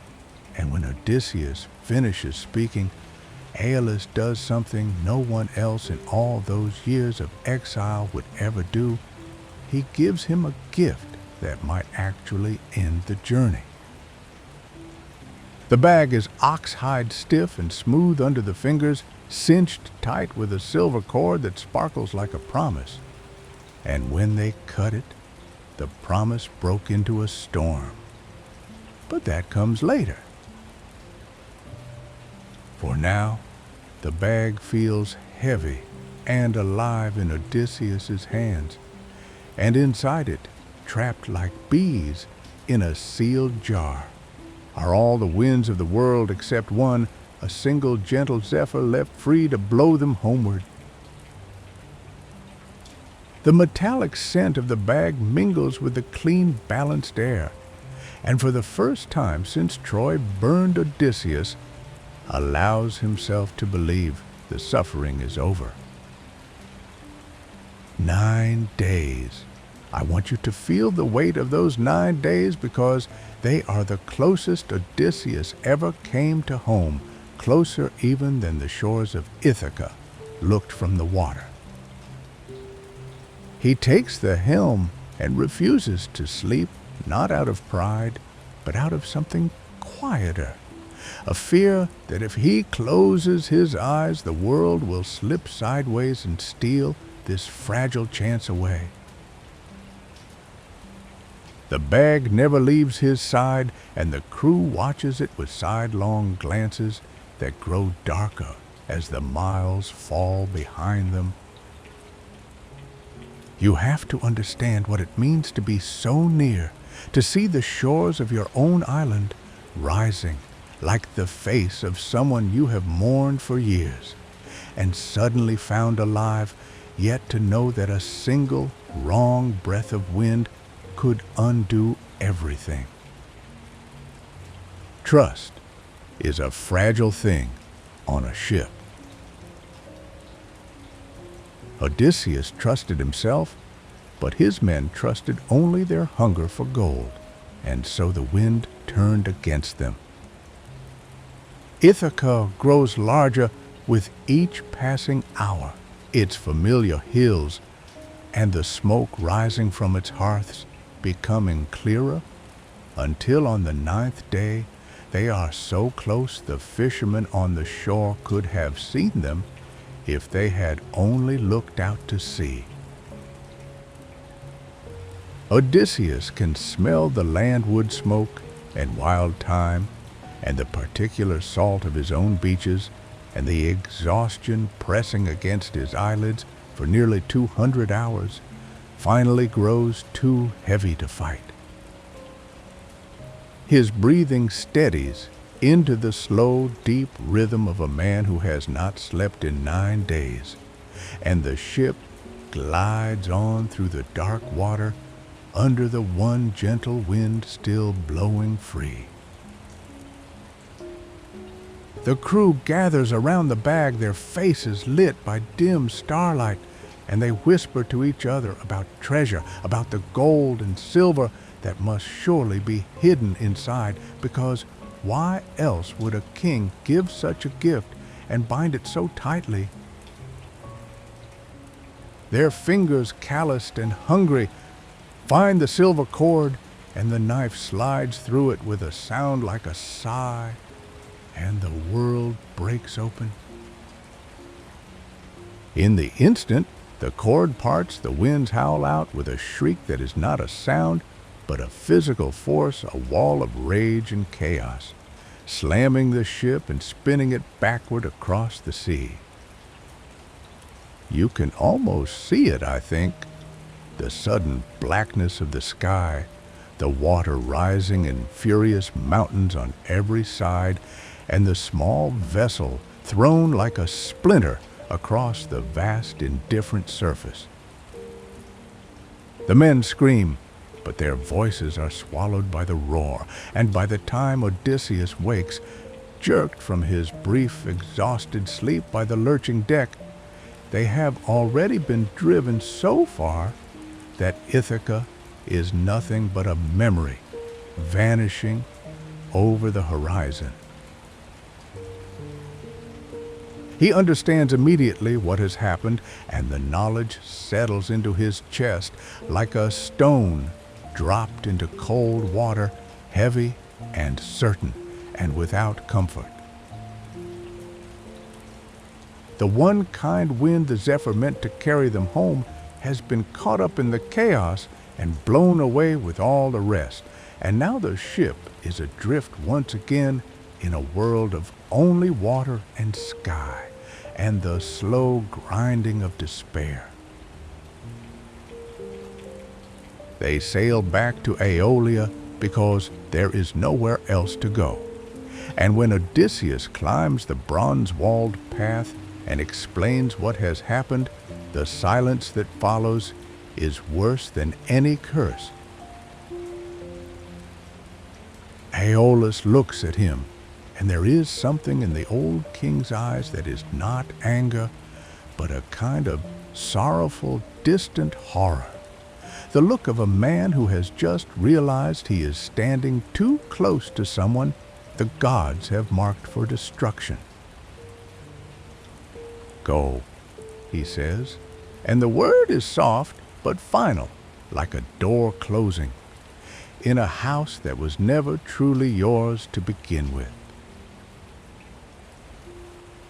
The world has turned against you, and I will not shelter what the heavens have cursed. The bronze door swings shut, and the ship that had almost touched home is pushed back out into the endless wandering sea.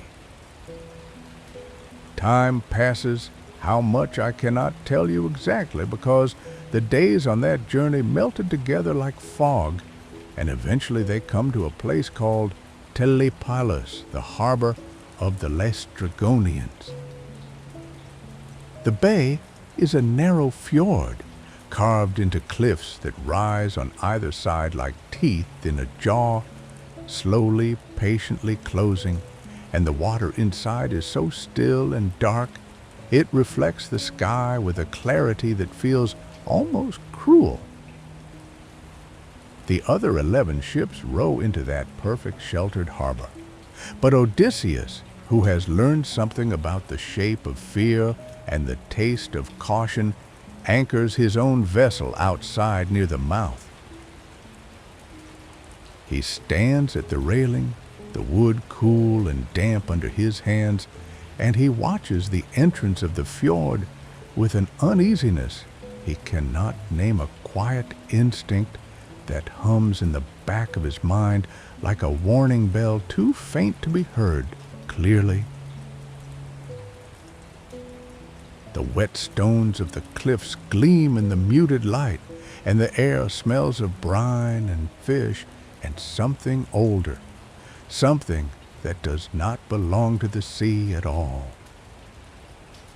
3 men are sent to scout the path ahead, and they find a girl drawing water from a spring, a girl who is not a girl but a giant's daughter, leading them to her father's house as calmly as if she were leading lambs. When the Laestrygonians emerge from their dwellings among the cliffs, they do not shout or roar or announce themselves with thunder. They simply pick up the stones, massive, wet, ancient stones, and begin to throw them at the ships. The giants' voices sound like rocks grinding together deep underground, a low rumbling destruction that has no words, only the certainty of obliteration. The harbor, which had seemed a sanctuary, reveals itself as the perfect trap, and the 11 ships inside the fjord become a scattering of splinters on the dark water, their timbers shattered, while the cliffs echo with the grinding, patient sound of giant hands reaching down to gather the broken planks from the sea. Odysseus, I imagine, is already far out in the outer water. By the time the silence falls, he may not have seen it happen at all, only heard the news later, from the one sailor who scrambled back across the rocks before the bay swallowed the others into its shadows. The wind on his face is still the ordinary wind of the sea, cold and damp and salt-rimed, and the railing under his hands is still just wood, solid and familiar and unchanged by anything that passed inside those cliff walls. His ship is the only one that escapes, and as the oars pull away from Telepolis, the water behind them is silent and empty, as if the other 11 vessels had never existed, as if the sea had simply opened its mouth and closed again without a ripple to mark the place. The loss settles slowly, not as a shock, but as a hollowing, a quiet absence where something used to be trust, perhaps, or hope, or the unthinking belief that the world would not open beneath your feet. The wet stones of the harbor glisten in memory now with a cold, empty light that belongs to grief itself, and the silver cord that once bound the bag of winds seems in hindsight like a fragile thread holding together a life that was always about to unravel. But I do not want you to linger there. I want you to drift instead toward the open water where the last remaining ship glides out into the expanse, and the sound of the oars is slow and steady and sad. Everything fades eventually, even the memory of closed-in places and the grinding of stones. And now there is only the wide, quiet sea and the long, slow breath of the traveler who must keep going, though he does not yet know why. The island of Aiaia does not announce itself with cliffs or harbors or the sound of waves breaking against stone. It simply rises out of the mist one morning, low and green and utterly silent, as if the sea had been holding it in its palm and only now decided to let you see it. The ship drifts toward the shore without urgency, the oars dipping into water that has turned the color of pale jade, and the air itself seems to thicken with something sweet that you cannot quite name, honey perhaps, or blooming time, or the memory of a summer that never ended. The men are exhausted, their shoulders bowed from the losses at Telepolis, their eyes hollow from watching the horizon for something that never came. And so when the keel scrapes against the sand of that quiet bay, no one speaks of caution or scouts or the necessary suspicion that has kept them alive this long. They simply pull the ship onto the beach and collapse into the tall grass. And for 2 full days, they do nothing but sleep, while the sun traces its slow arc overhead and the island breathes around them like a creature that has all the time in the world.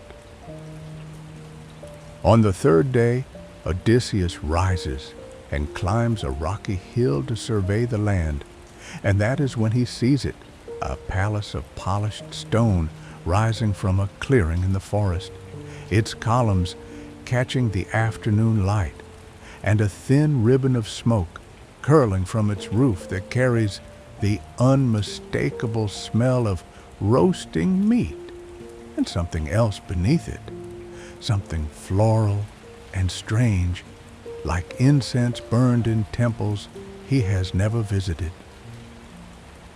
He sends a reconnaissance party of 22 men under Eurylochus, and from the high ground he watches them walk toward the palace through the dappled shadows of the trees, their figures growing smaller and smaller until the forest swallows them entirely. And then there is only the waiting, which is its own particular form of torment. The men find the palace door standing open, and inside a woman with braided hair the color of autumn wheat is singing as she works at an enormous loom, her voice threading through the halls like water, finding its way through stone. And when she turns to greet them, her eyes are the pale gold of late afternoon sunlight falling through a glass of white wine. Circe invites them to sit, to rest, to eat.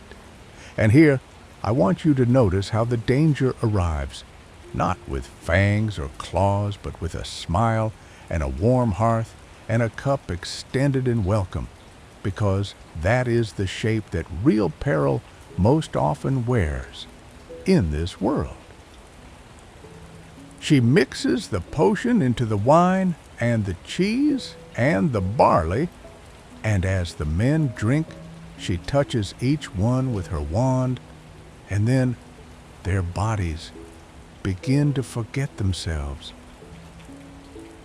Bristles push through skin, where skin had always been smooth, arms shorten and thicken, faces lengthen into something snouted and coarse, and the men who once rode beside Odysseus, who fought at Troy and wept at the loss of their friends, are now a herd of swine grunting in the straw, their human minds trapped inside bodies that no longer know how to speak. Circe is not a villain. She is a mirror. She gives men exactly what they want, and that is why she is so dangerous. All she did was offer food and rest and the promise of forgetting, and the men took it, and their bodies followed their desires into a shape that matched their surrender. Eurylochus alone escapes, having suspected the trap and stayed outside, and he runs back to the ship with a face so pale and eyes so wide that Odysseus knows before the first word is spoken that something irreparable has occurred. But here the story takes a turn that I find deeply strange and strangely beautiful, because as Odysseus straps on his sword and begins the walk toward the palace alone, prepared for violence or bargaining or whatever the moment demands, a young man steps out from behind an oak tree and blocks his path. The young man is Hermes, though He does not announce himself as a god at first. He simply stands there in the dappled shade with a slight smile on his lips, as if he has been waiting for this exact moment since before the world was made, and in his hand he holds a plant that seems to glow faintly from within its root, black as charcoal, and its flower white as milk. The herb is called moly, he explains, and its taste is bitter and cold and ancient, like something that has been growing in the dark earth since the first rain fell, and if Odysseus chews it before entering Circe's hall, the potion will have no power over him.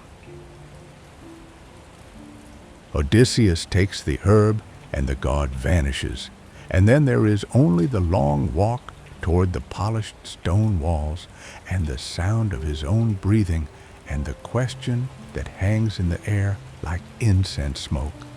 Why do the gods help this man again and again when he refuses their gifts and their comfort and their invitations to stay?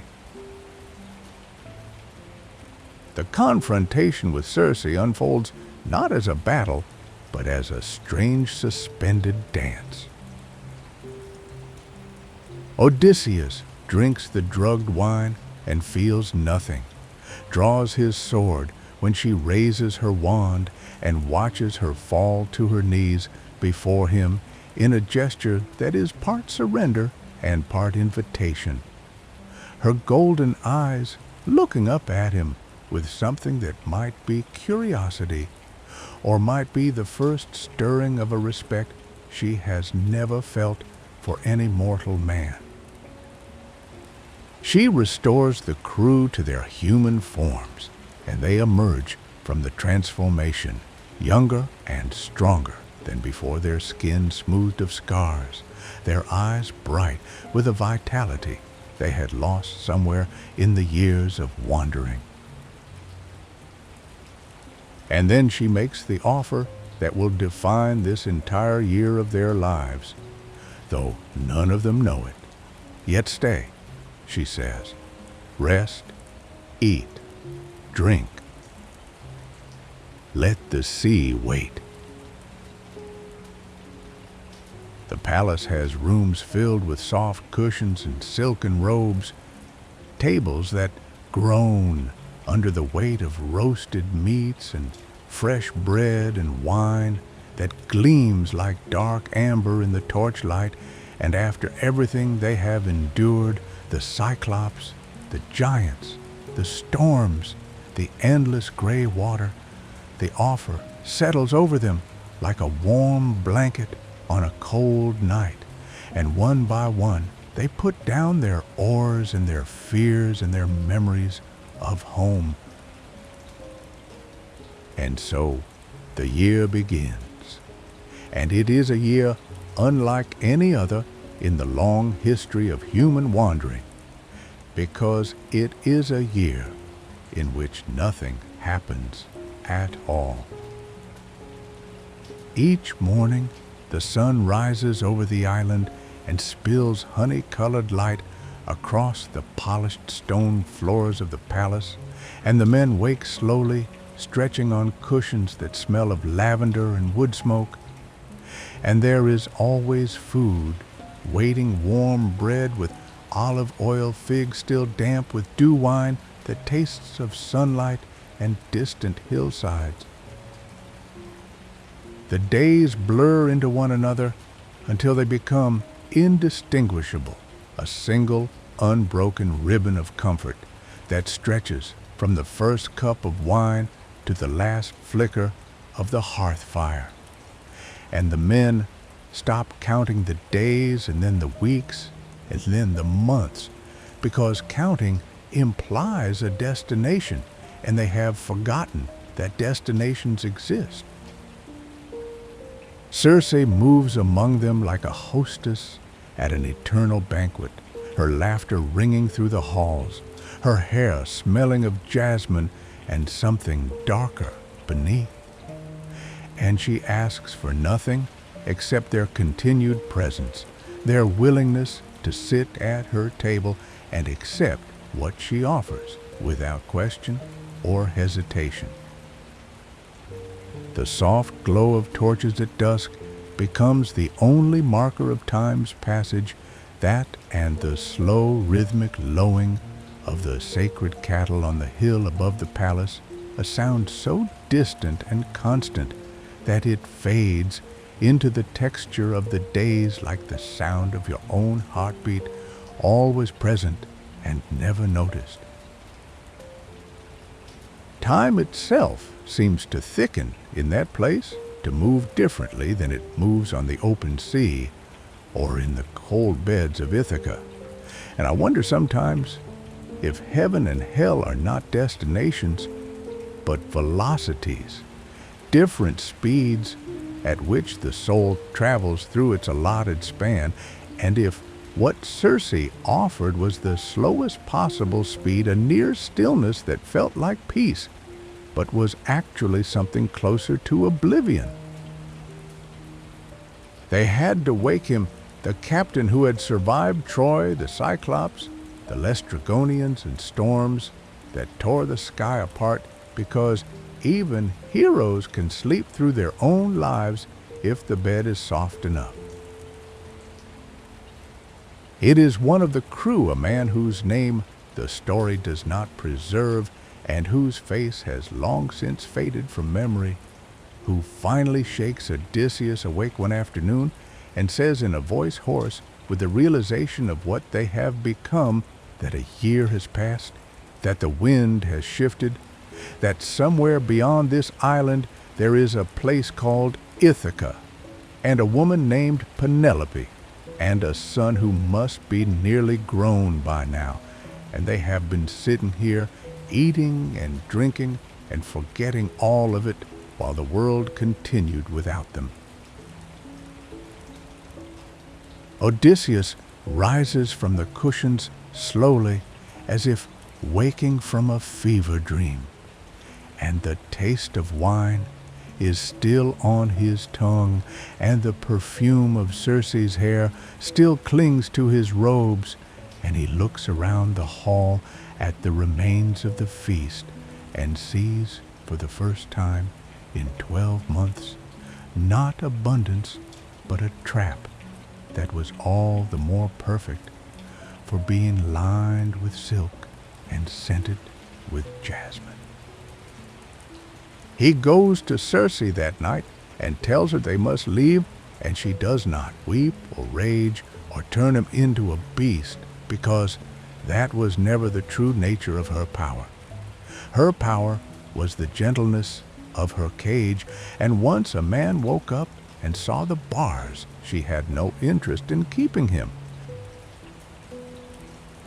She tells him with those golden eyes, steady and unblinking in the torchlight, that there is only one way home now, and it is not across the sea, but beneath it.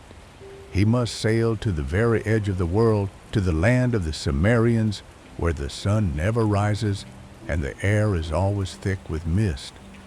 And there he must descend into the underworld itself to seek the shade of the blind prophet Tiresias. The words fall into the silence between them like stones into dark water. No splash, just the quiet certainty of depth. And Odysseus stands in the warm hall with the smell of roasted meat still in the air, and the cushions still holding the shape of his body, and understands that the price of a year of comfort is a journey into the one place no living man should ever go. The morning they leave the island is as beautiful as it was on the day they arrived. The jade-green water lapping gently at the hull of the ship, the polished stone of the palace gleaming through the trees, and somewhere inside Circe is singing again, her voice threading through the forest like a memory that will follow them across every mile of sea between this moment and the end of their lives. The crew pushes the ship into the water in silence, their robes exchanged for rough wool, their hands remembering the weight of the oars, after a year of lifting only goblets, and the chill of the open sea reaches out to meet them like an old friend they had almost forgotten they missed. The balmy air of the island gives way to the sharper, saltier wind of the open water, and as the oars begin their slow rhythm, and the palace shrinks behind them into the green blur of the shore, Odysseus does not look back, because looking back at what you are leaving is another form of staying, and he has already stayed too long. The sea opens before them gray and endless and utterly indifferent, and somewhere far beyond the horizon, the underworld is waiting with its mist and its silence, and its blind prophet who will speak the words that must be spoken. While you lie here warm and safe, with the blanket's weight holding you gently, I will tell you of a journey into a place the living were never meant to see. It happened in that endless wandering of Odysseus on a day when his ship found the land of the Cimmerians, where the sky has forgotten the sun. The ship drifted into a mist so thick it seemed to smother sound, and the oars stirred black water without echo.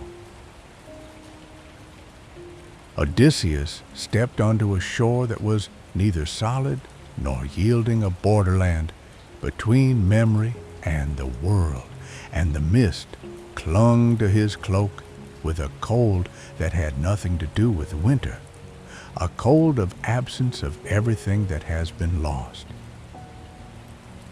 A trench was dug a cubit wide and deep, the bronze blade of his sword striking the dark earth with muffled strokes, as if the ground itself refused to wake. Into that hollow he poured honey, mixed with milk, then wine dark as the blood it would summon, then water from a spring so cold it numbs the fingers, and over all of it he scattered white barley meal like snow onto shadow.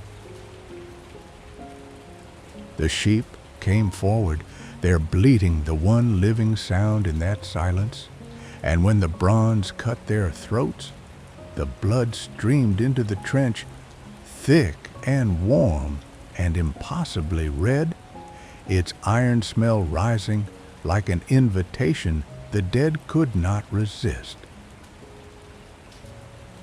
And they came, not with noise, but as a thickening of the mist, a deepening cold, until the air itself grew crowded with shades, men, women, children forms, barely holding the shape of what they once were. They pressed toward the blood with a hunger that made no sound, and yet was almost deafening, their faces hollow, their eyes dark pools of longing, and the whisper of a million souls moving through that sunless air was like wind through dead leaves, dry and endless. Odysseus drew his sword and stood between the trench and the dead, the bronze catching what little light existed, and he held them back with a steady arm, even as the chill of the underworld crept into his bones. Then he saw her. His mother's shade, Anticlea, rising from the press of shadows, like a face from a dream he had been trying to remember his whole life, hollow-eyed reaching.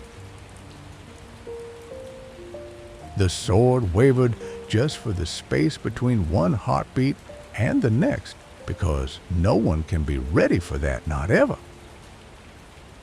He hesitated only for a breath, but he had to let her wait, because the living must learn from the dead before they can truly love the living again.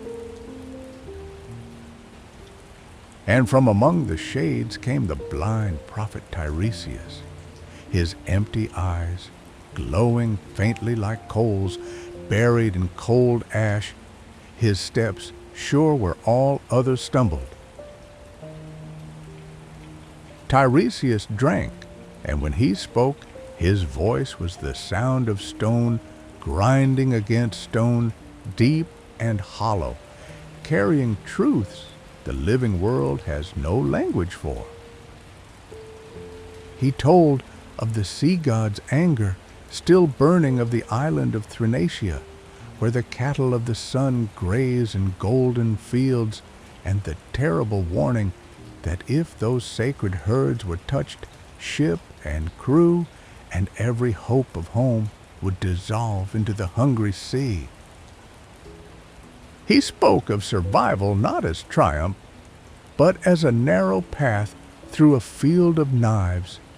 And when he fell silent and faded back into the shadows, the knowledge he left behind settled into Odysseus's chest, like a stone dropped into deep water. No splash, just the slow sinking weight of what must be carried. Anticlea came forward then, and the blood restored her voice enough to speak the words that would undo him, that she died not of sickness, but of longing, that his father slept in rags among the slaves, that his wife waited with a patience that was slowly hollowing her out, that the house of laughter was now a cage of grief. She reached for him 3 times, and 3 times her hands passed through him like smoke through a net, and the cold of her nearness was somehow worse than the trench, the mist, the endless underworld combined.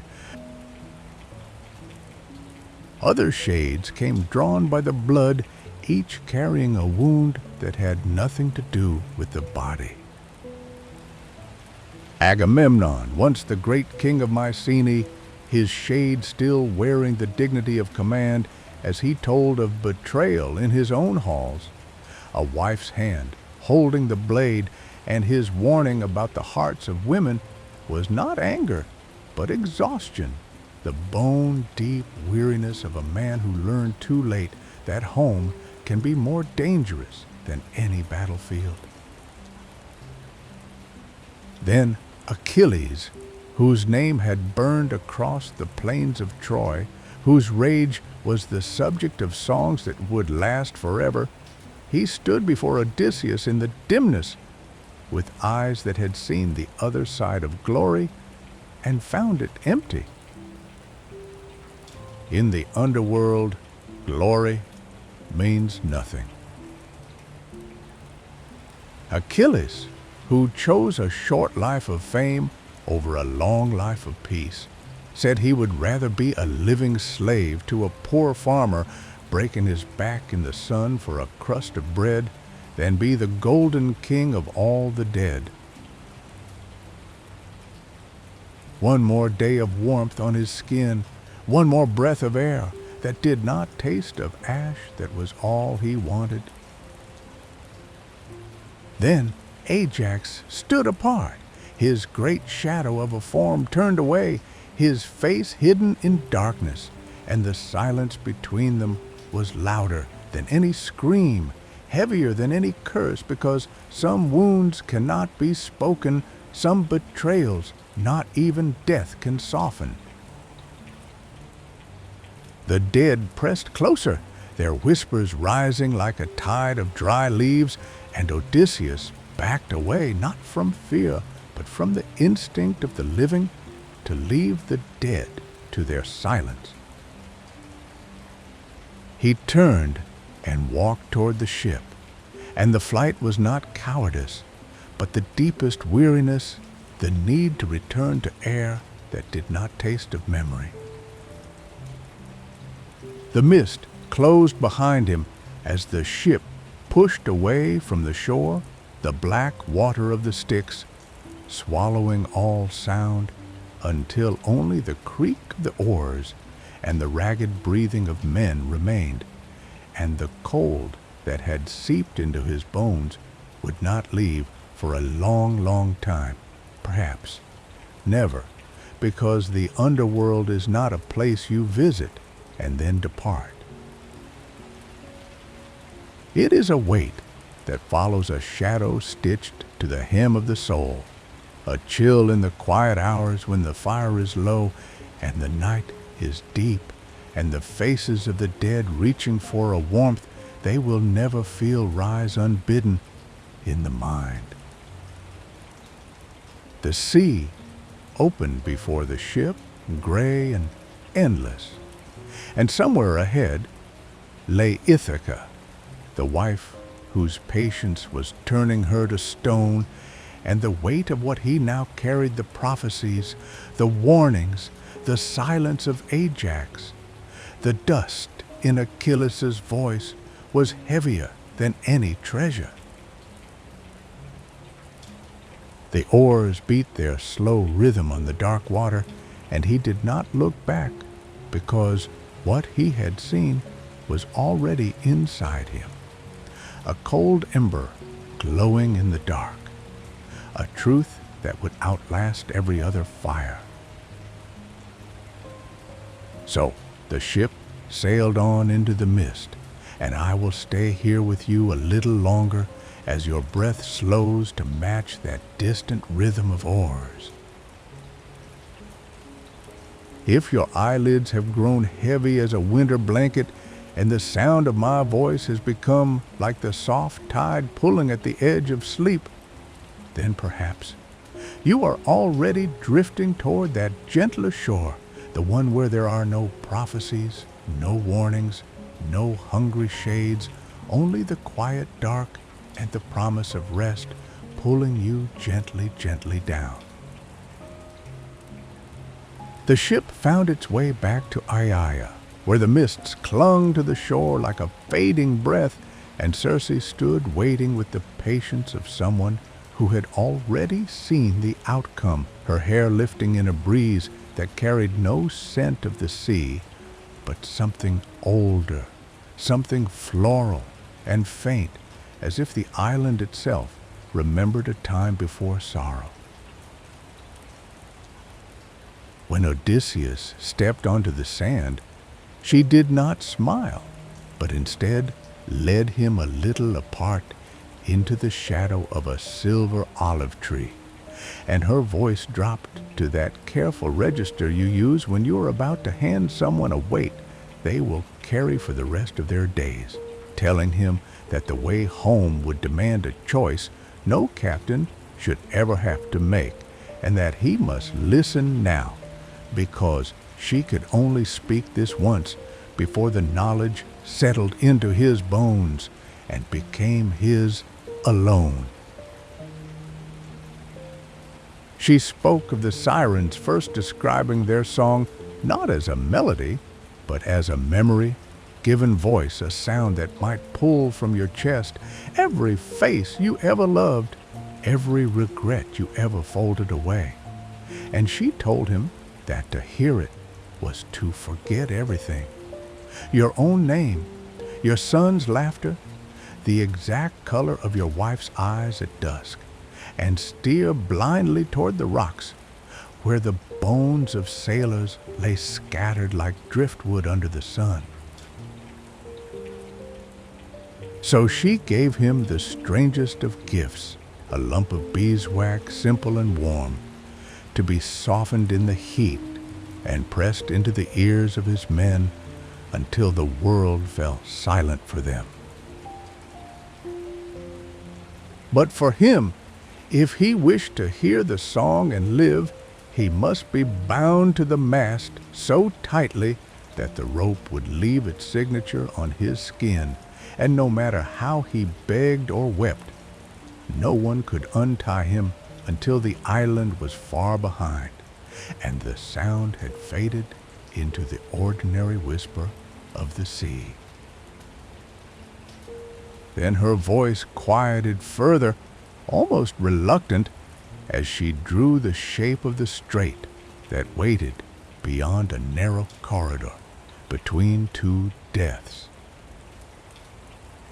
On one side, Scylla, whose 6 heads hung in the mist like strange pale fruit.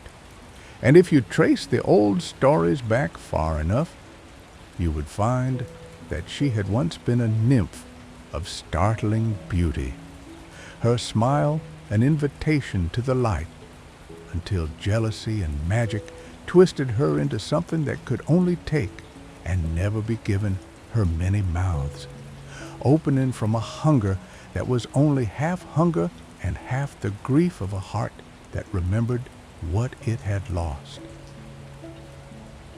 On the other side, Charybdis, the whirlpool that swallowed the sea 3 times each day, a dark throat drawing everything downward, leaving behind only spray and silence. There was no heroism to be found here. Circe said, no clever trick, only the cold arithmetic of loss. 6 men to Scylla, or the entire ship, every soul into the sea. And this choice was to be placed in his hands like a stone he could never set down. When the ship left Aiaia for the 2nd time, the men were quieter than the water itself, and the sea spread around them like hammered silver under a patient sun.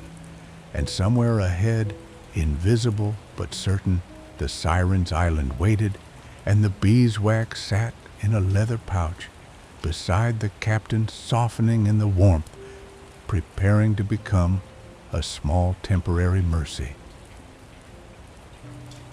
The air changed long before any shore could be seen, a sweetness drifting across the waves, a perfume that did not belong to the ocean, and that was how they knew.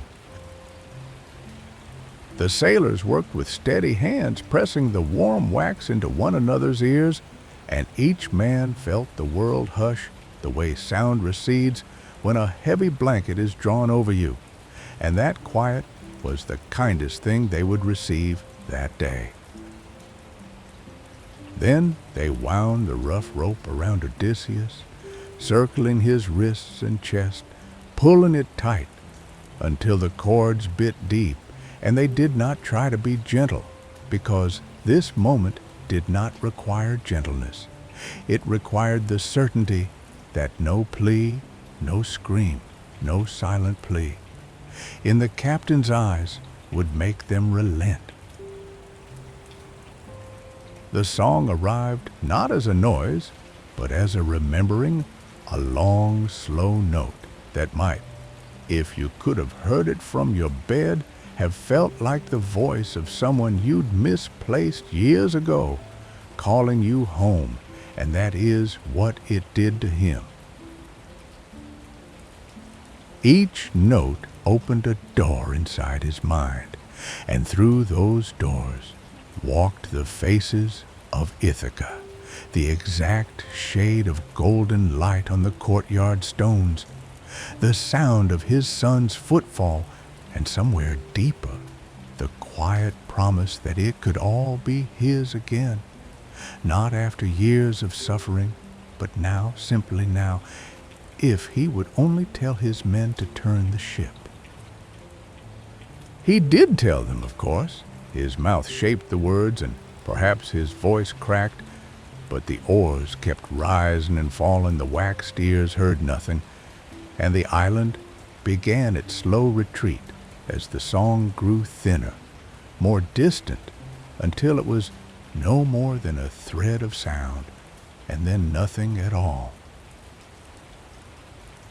The world slipped back into the rhythm of the sea, and when the ropes were finally cut, the captain's wrists bore deep red marks like echoes, and he did not speak of what he had heard, because some longings are too large for language.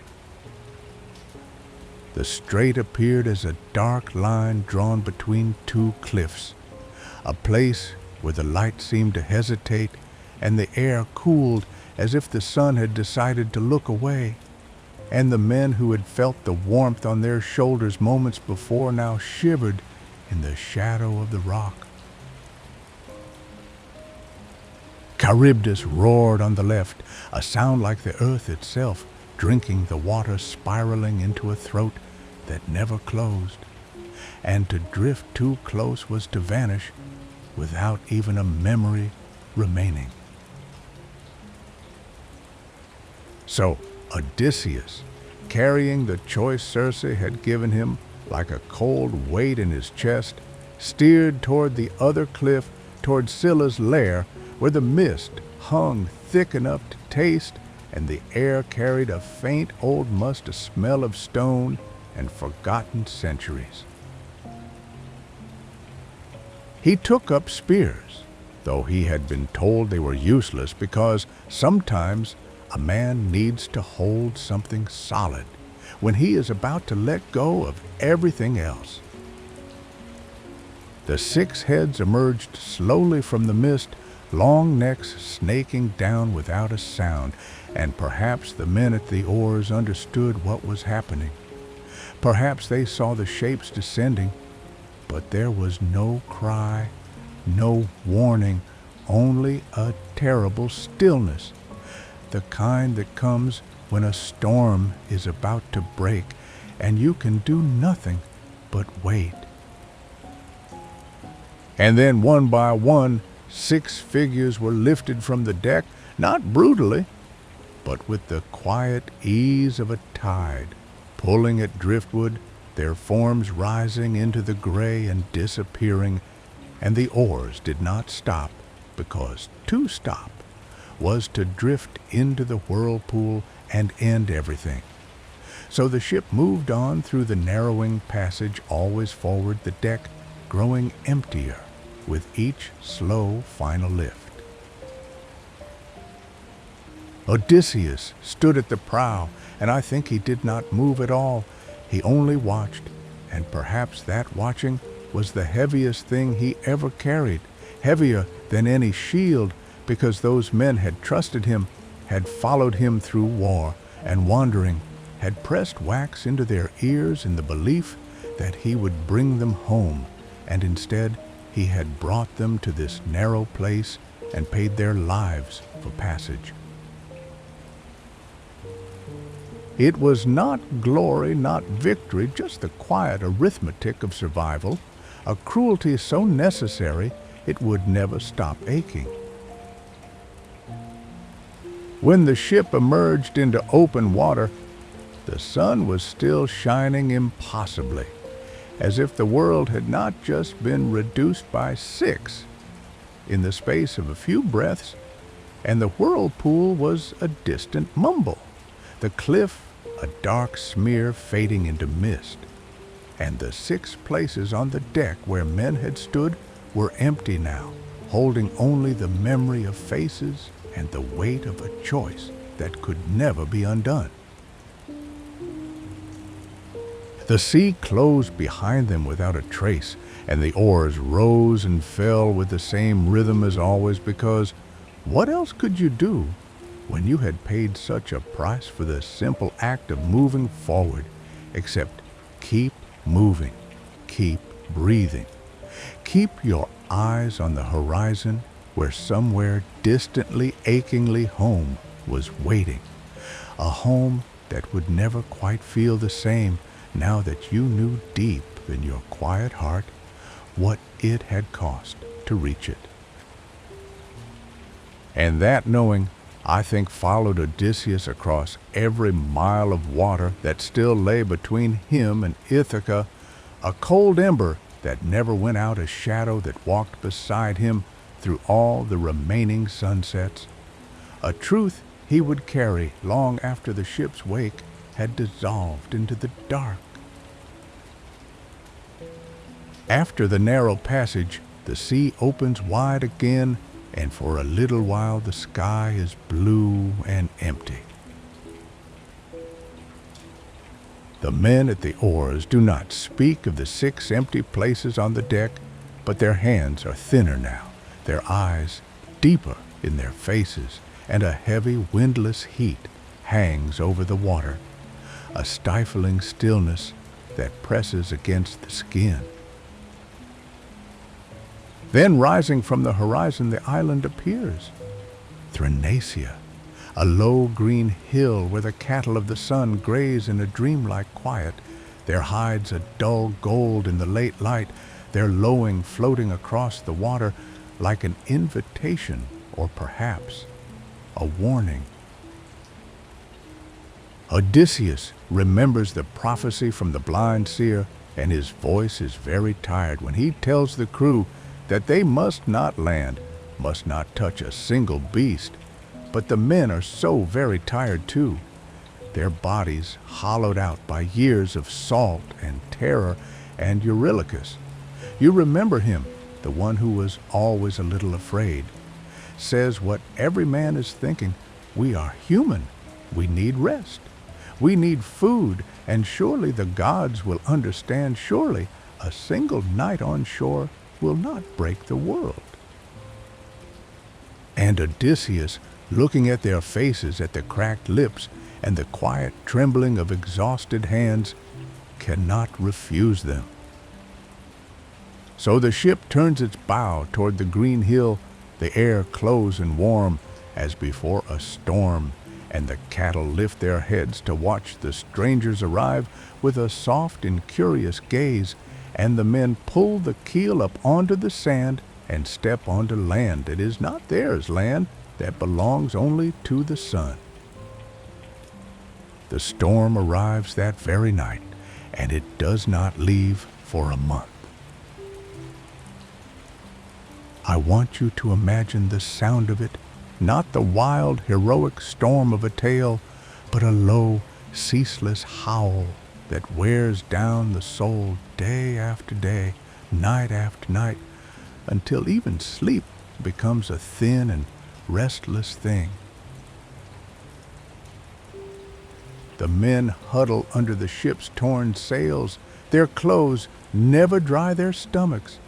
A constant gnawing emptiness that begins to feel like a second pulse beneath the skin. You know how hunger is. It starts as a whisper and grows into a voice that will not be ignored. And these men had been hungry for so long that the wild grass of the island began to look like a feast. The roots and berries and whatever small things they could pull from the earth, tasting like memory itself, like home-cooked meals and the warm kitchens they had left a lifetime ago. Their faces grew gaunt, the bones of their cheeks sharp beneath their faces grew gaunt, the bones of their cheeks sharp beneath the skin, and the cattle stood on the green hill, untouchable, majestic, their golden flanks catching the gray light of. And here, I think, is something the poets often miss. The gods do not forgive hunger. They do not understand it. To them, a steak is just a broken rule. To men, it is life. When Odysseus climbs the hill alone, he had to do something. He had to try. He finds a small hollow where the wind is less cruel, and he wraps himself in his cloak and prays so hard that the words blur into a single exhausted rhythm. But the gods do not answer, because they never answer when you need them most, do they? And then his eyelids grow heavy.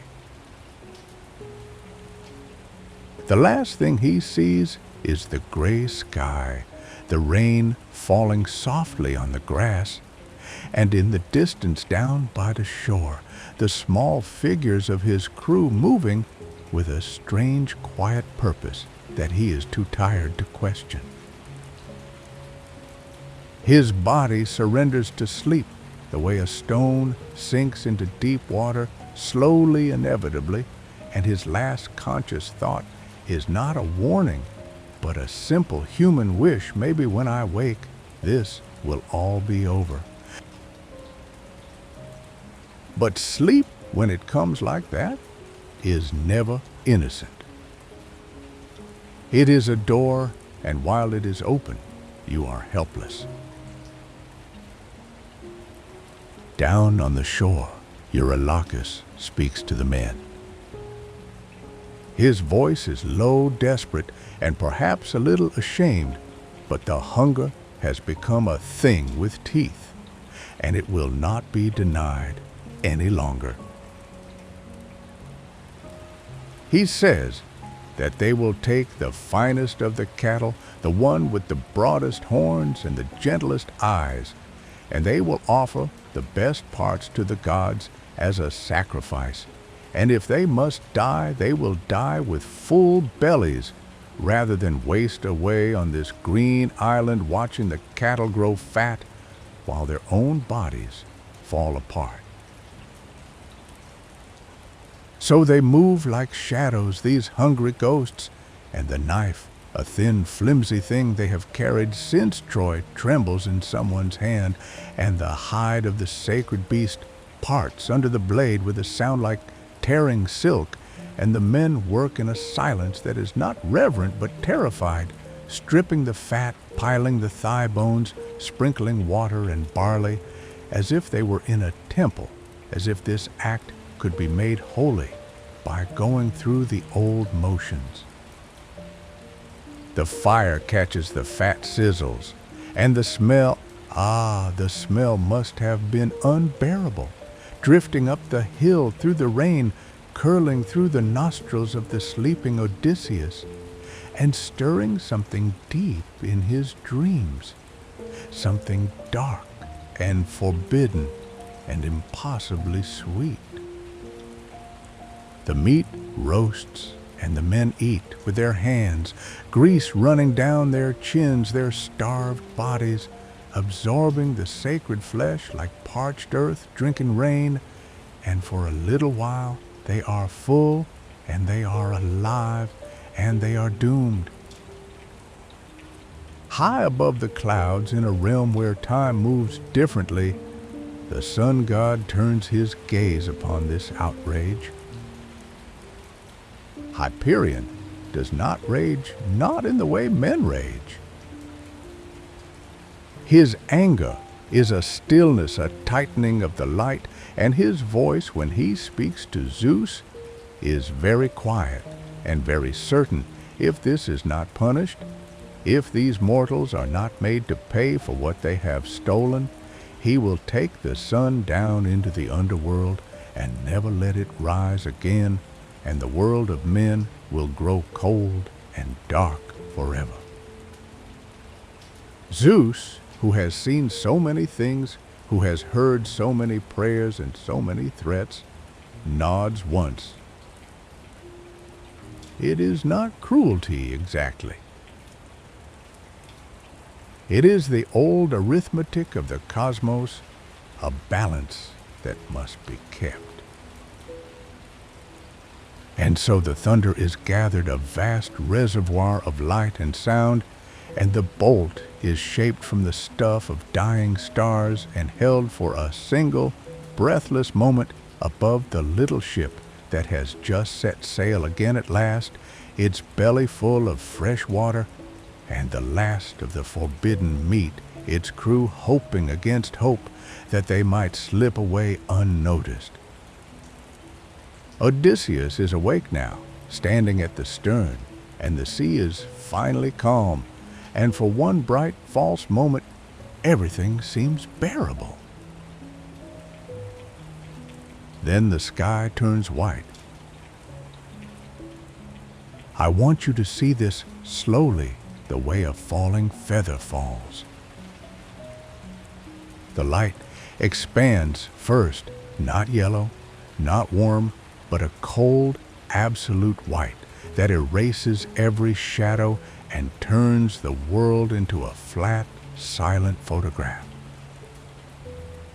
The sound arrives a heartbeat later, a crack that is not a sound so much as a physical blow, a splitting of the very air, and the ship does not break so much as it opens, the planks unstitching themselves from each other in a slow wave of fire and water, the mast tilting like a tree in a dream.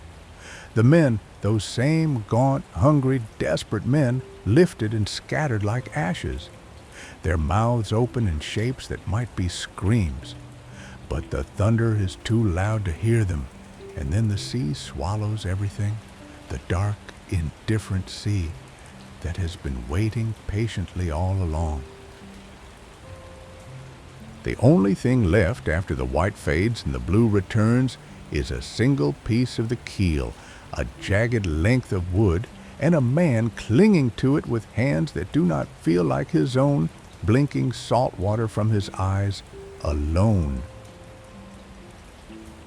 And there he was, alone on a piece of wood, the sea stretching for miles, and not a single voice calling his name, just the waves. The ship was gone, the crew was gone, the cattle, the fire, the hunger, all of it dissolved into the gray horizon, and what remained was this, a solitary figure on a makeshift raft drifting through the vastness, with no oar, no sail, no direction, except the slow, patient current.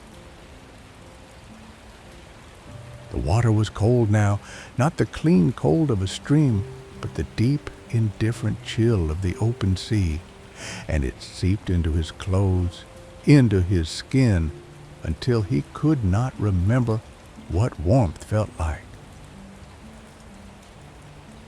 For 9 days he floats, and on the 10th, the current carries him back toward the narrow strait he had passed before, toward the whirlpool of Charybdis, and in the distance he can hear the low, liquid thunder of the water spinning into its eternal throat. There is no choice. The drift takes him, and when the whirlpool sucks down the sea itself, dragging his broken raft into its mouth, he reaches up and catches the overhanging branch of a wild fig tree rooted in the cliff above a gnarled, ancient thing that holds against the pull. He hangs there, the water roaring beneath him, his fingers slowly losing their grip, waiting for the whirlpool to vomit the sea back out, waiting for the log to reappear. When it does, he drops, catches it again, and paddles away with his bare hands, a small exhausted shape moving through the dark, toward a future he can no longer imagine, a home that seems less real with every mile. The sun sets, and the sky goes pink and gold, and the man on the log does not weep, does not pray, does not curse.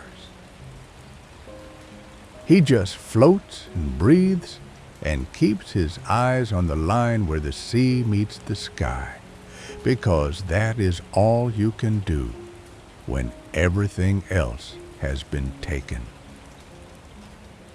And now, after all those days adrift, the current has carried you into a different kind of stillness. The sea flattens into a mirror of turquoise glass, and before you, rising from the water like a held breath, there is an island.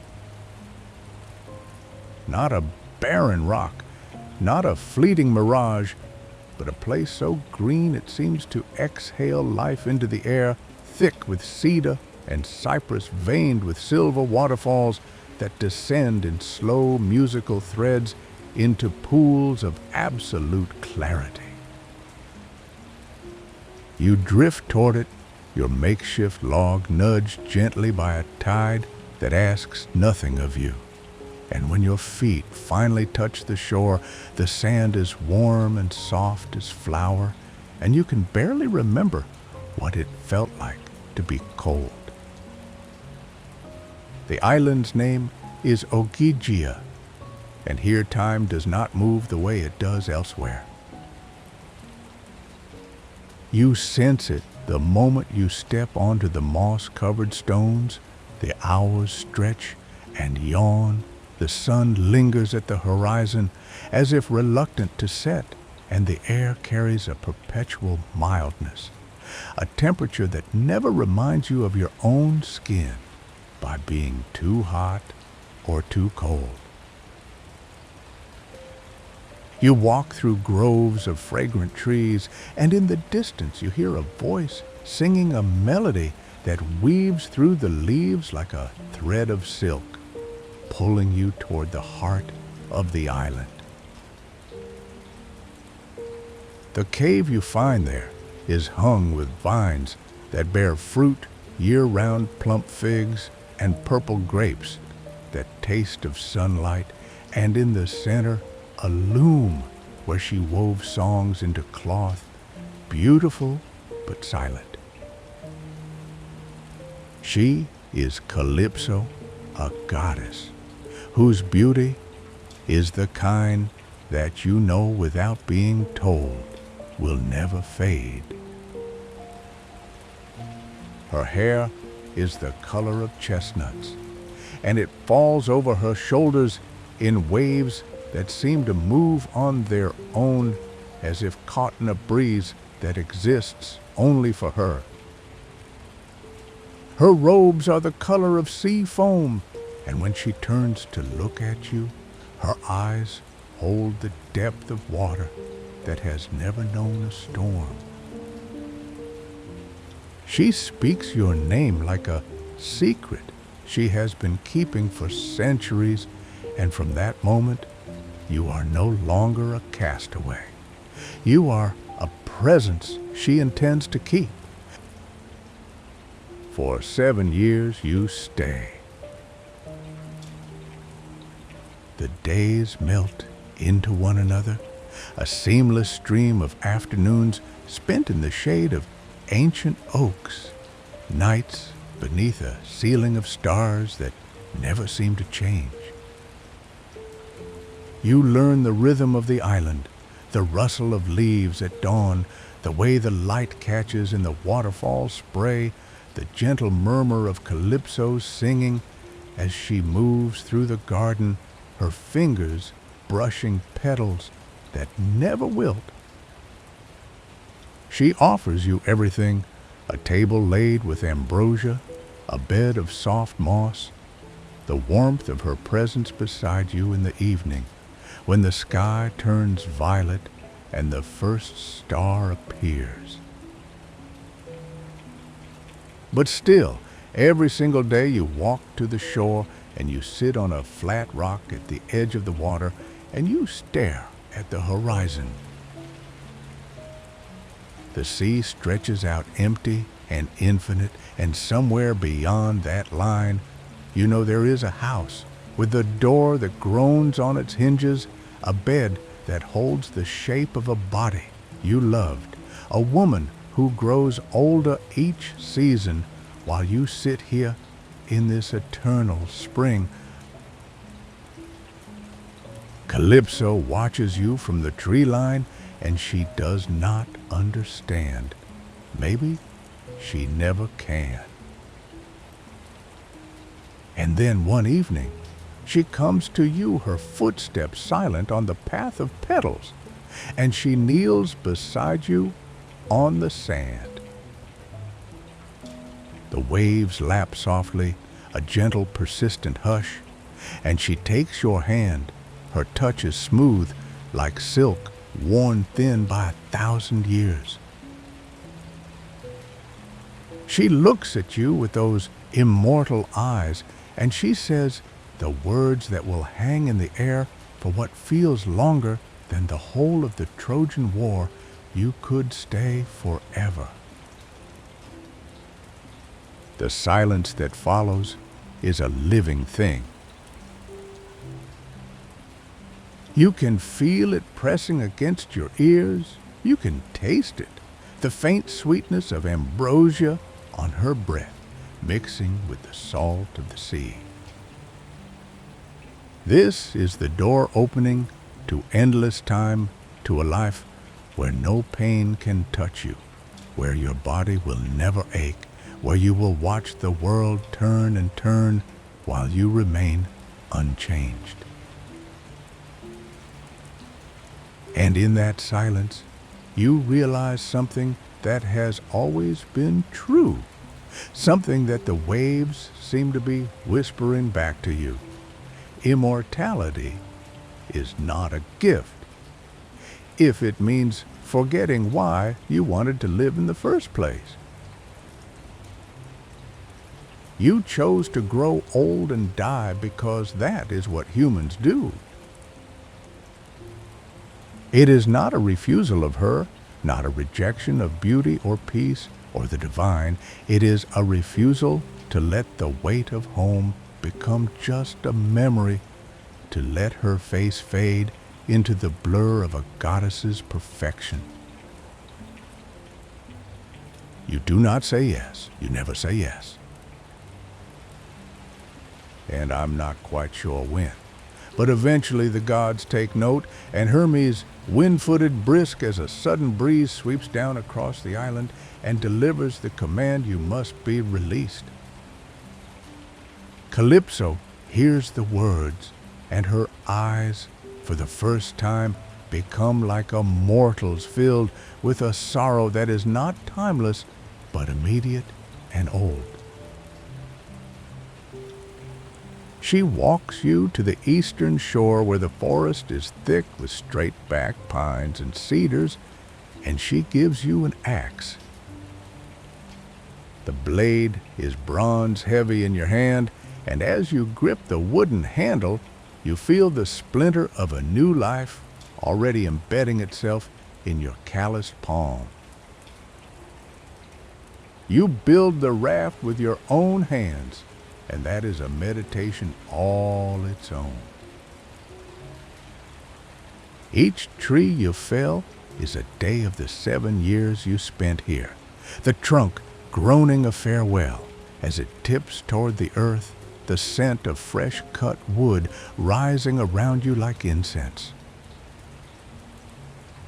You strip the bark with slow, deliberate strokes, feeling the roughness of the grain, the way it resists and then yields.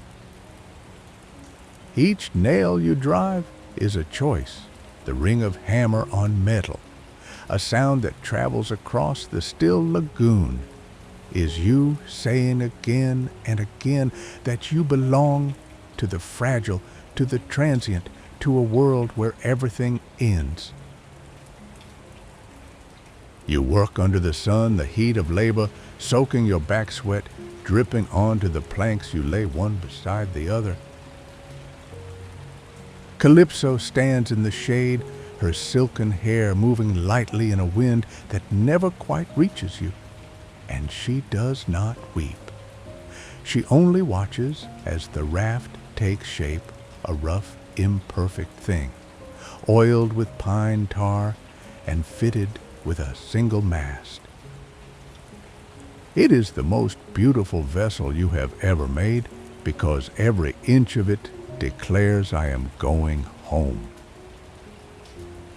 When the last lashing is tied and the sail, a square of linen that Calypso gave you, woven with her own hands, is hoisted, the evening has come.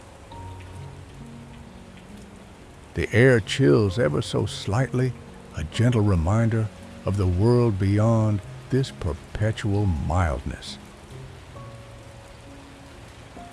You push the raft into the water, the logs buoyant beneath your feet, and you feel the grit of salt under your skin, the soft give of the sea, accepting your weight.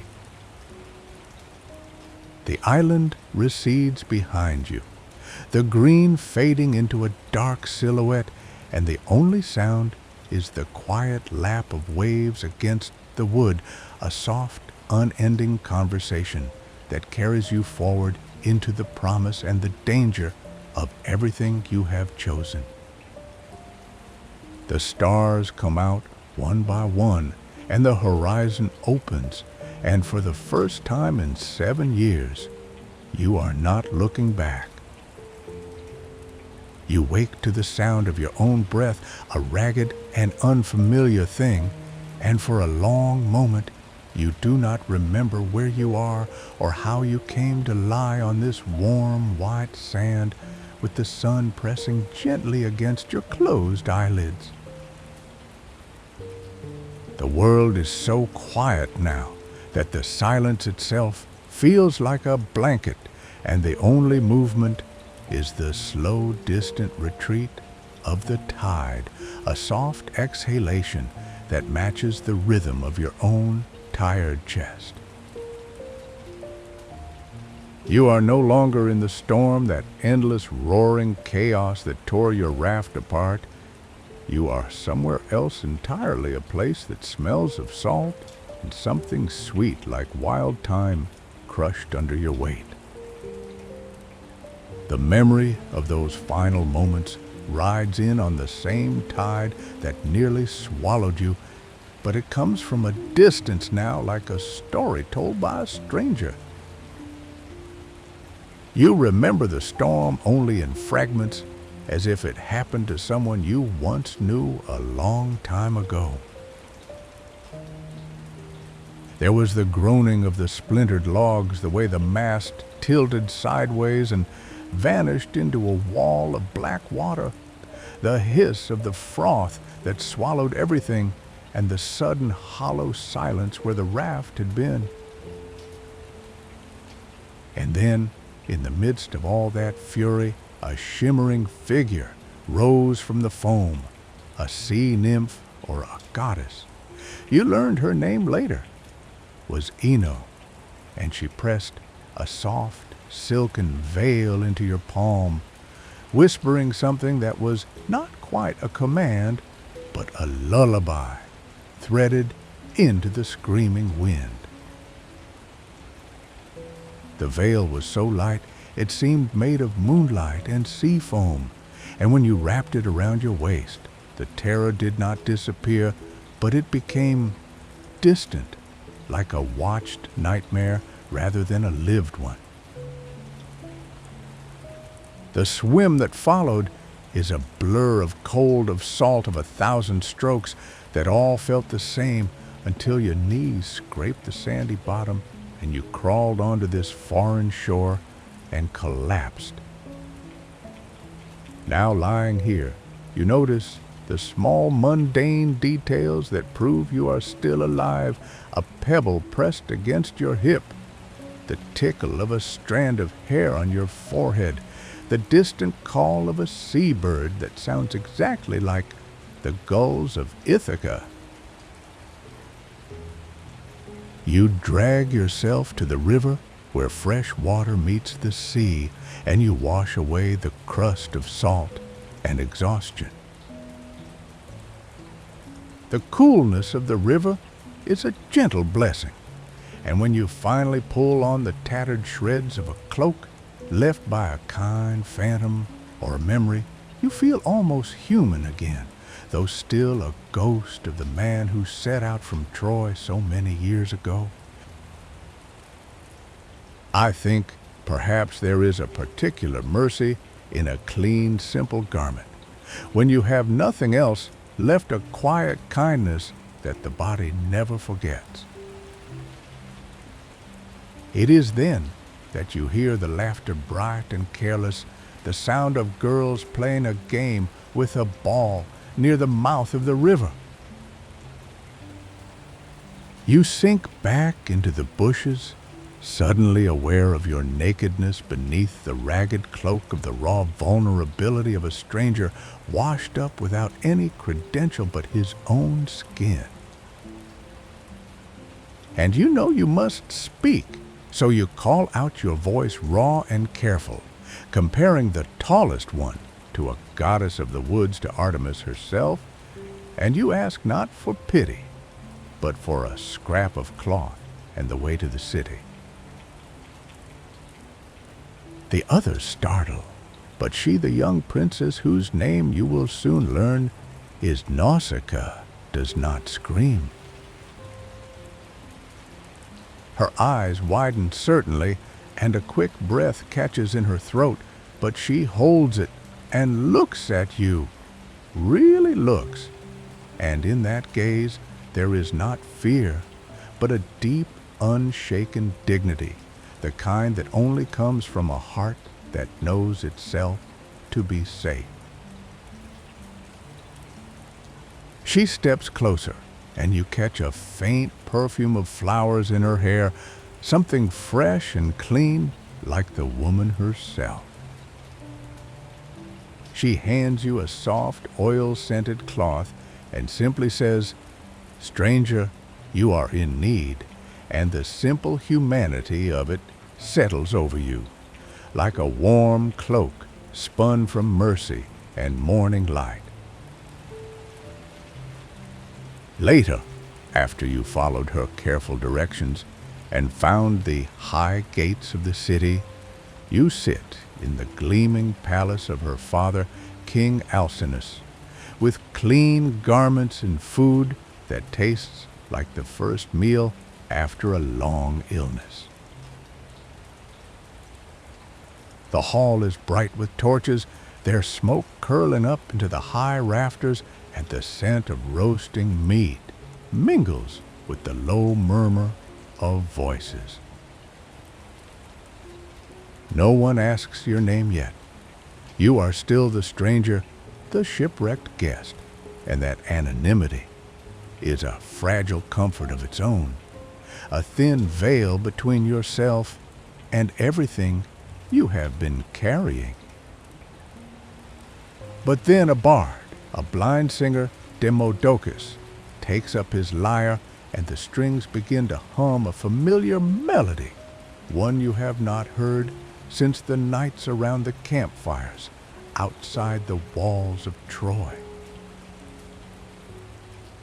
He sings of the war of the long siege and the fallen heroes, and the notes slip through the hall like soft, persistent rain, seeping into the quiet spaces between heartbeats. Your hand moves before you can stop it, pulling a fold of your cloak up to cover your face, and behind the dark safety of that cloth, the tears come not with the force of a breaking wave, but like a slow, steady release of a breath you have held for 10 years. The song does not conjure flames or broken bodies. It simply names the weight you have carried, and the hall with its warm hearth and respectful quiet holds you gently as you let it go. The Phaeacians watch in silent witness, their own hearts moved, and nobody interrupts, because they understand in the way that an ancient and gentle people do that some sorrows are sacred and require only being seen. After the song ends and the lyre falls still, the king leans toward you, his voice soft with compassion, and asks the question you have been dreading. Who are you, stranger, that a song of Troy should wound you so? And for a long moment, you do not answer. You hesitate. You have been nobody for so long, the man who fooled the Cyclops, the beggar, the phantom, washed ashore. To speak your name now is to become real again, to accept all the weight that comes with Odysseus, son of Laertes, king of Ithaca, the man who wandered and suffered and lost. Once named, the story cannot be taken back. It will stand in the air, and everyone will see the man behind the myth, and you do not know if you are ready for that. You look at the gentle flames of the hearth, and then you exhale, and your voice is low but steady when you finally say, "I am Odysseus."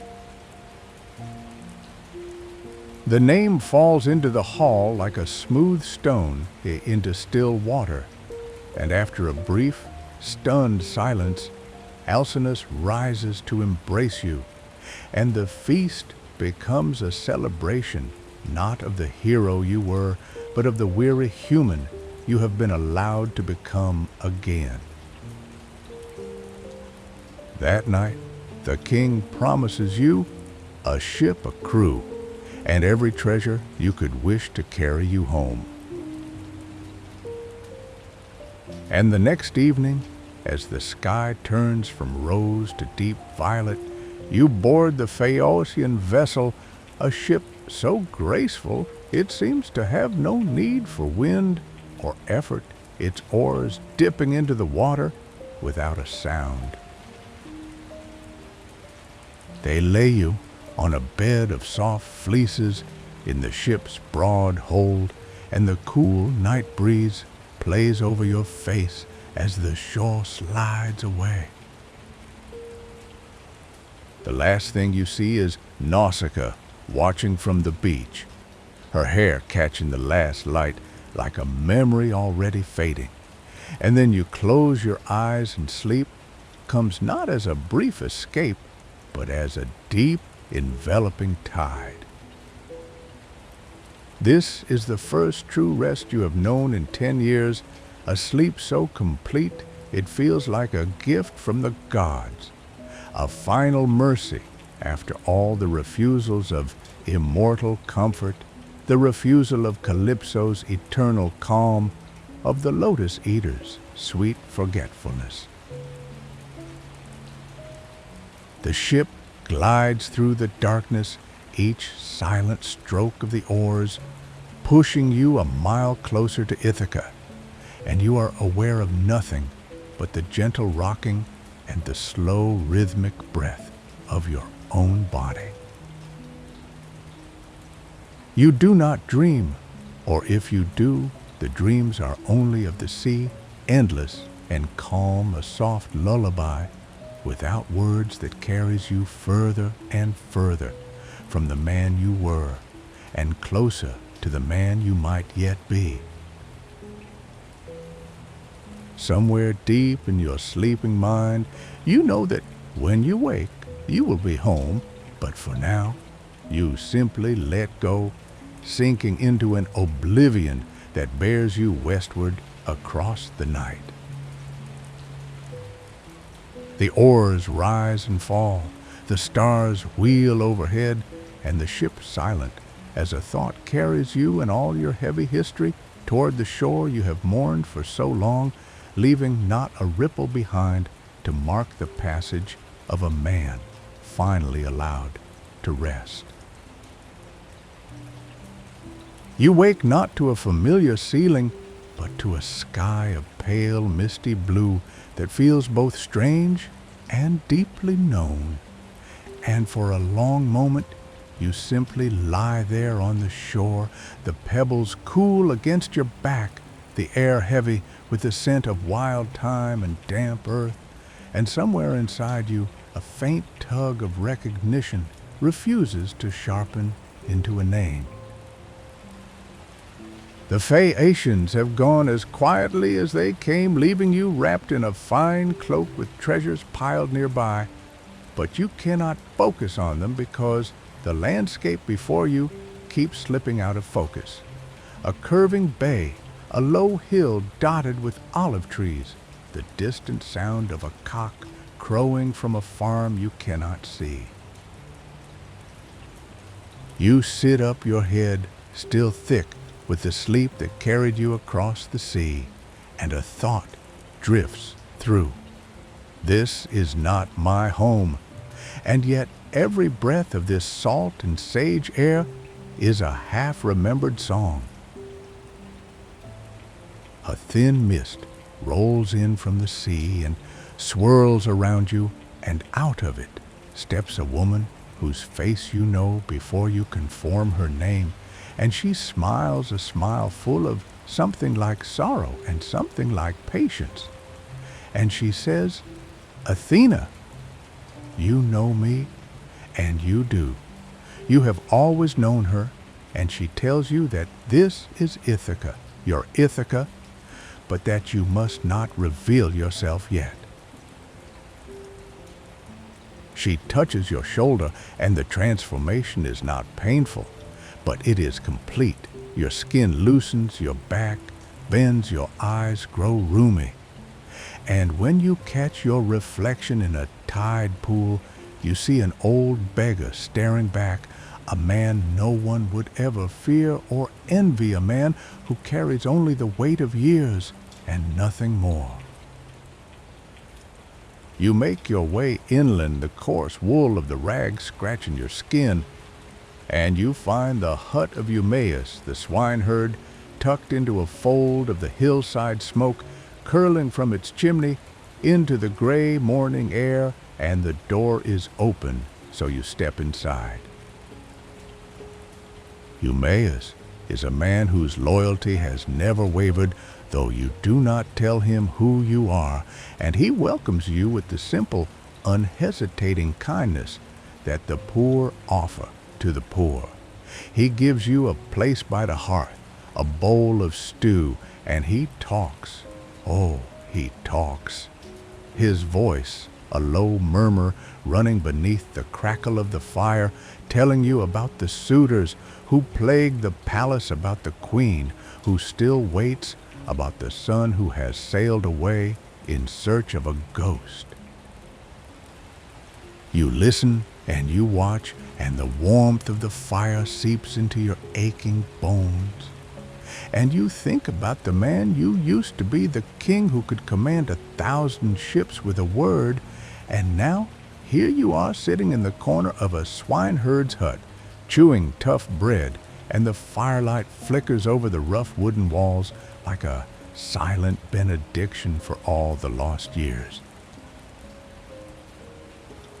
And then one evening, the door opens again, and a young man steps inside, tall and straight-shouldered, with eyes that hold the sea and something of you. And I think you know him before he speaks to Telemachus, your son, a stranger, now grown into his own strength. Eumaeus goes outside to tend to animals, leaving the two of you in the hush of the hut, and for a heartbeat there is only the crackle of the fire and the distant rustle of olive trees outside.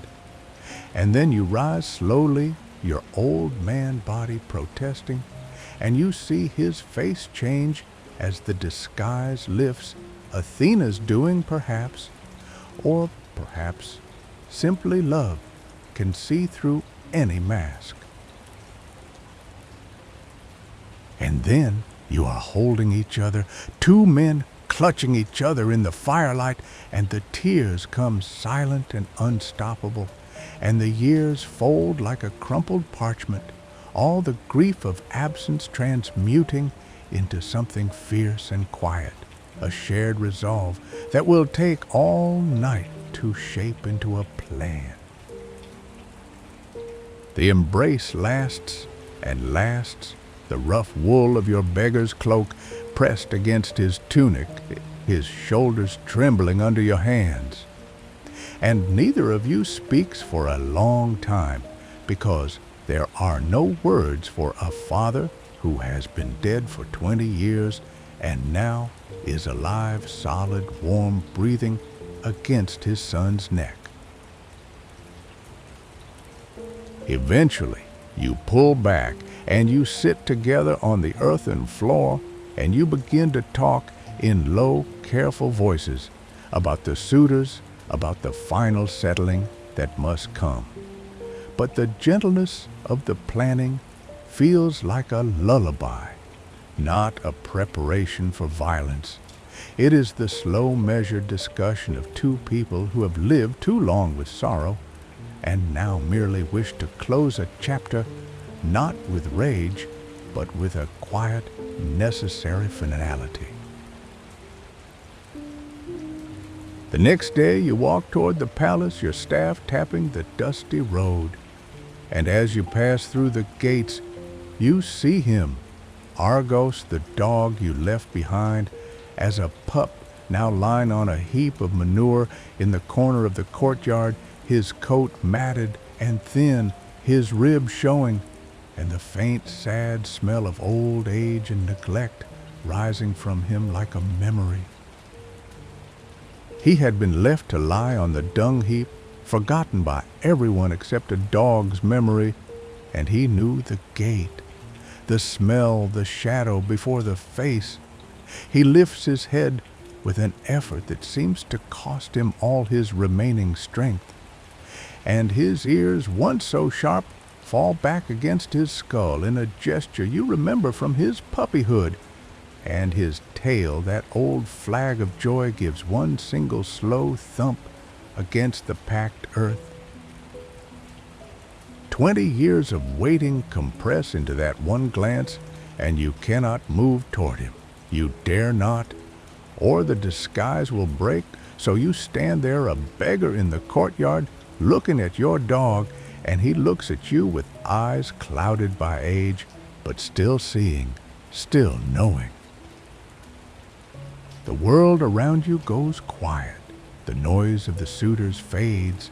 The servants' chatter dissolves, and there is only this moment stretched out like a thread of silk from then to now, from the day you sailed away to this gray morning of your return. His tail does not wag again, but his eyes hold yours, and you see in them a contentment so profound it is as if he has been running all these years, running across oceans and through battles and through the long empty nights, and he has finally caught you. And then, just as gently as sleep comes to the weary, he lowers his head, closes his eyes, and lets go. The last breath is a soft sigh lost in the courtyard's dust, and you feel the wetness on your own cheeks, and you understand that to come home is to realize you were never gone. The island waited, the sun grew, the dog held on.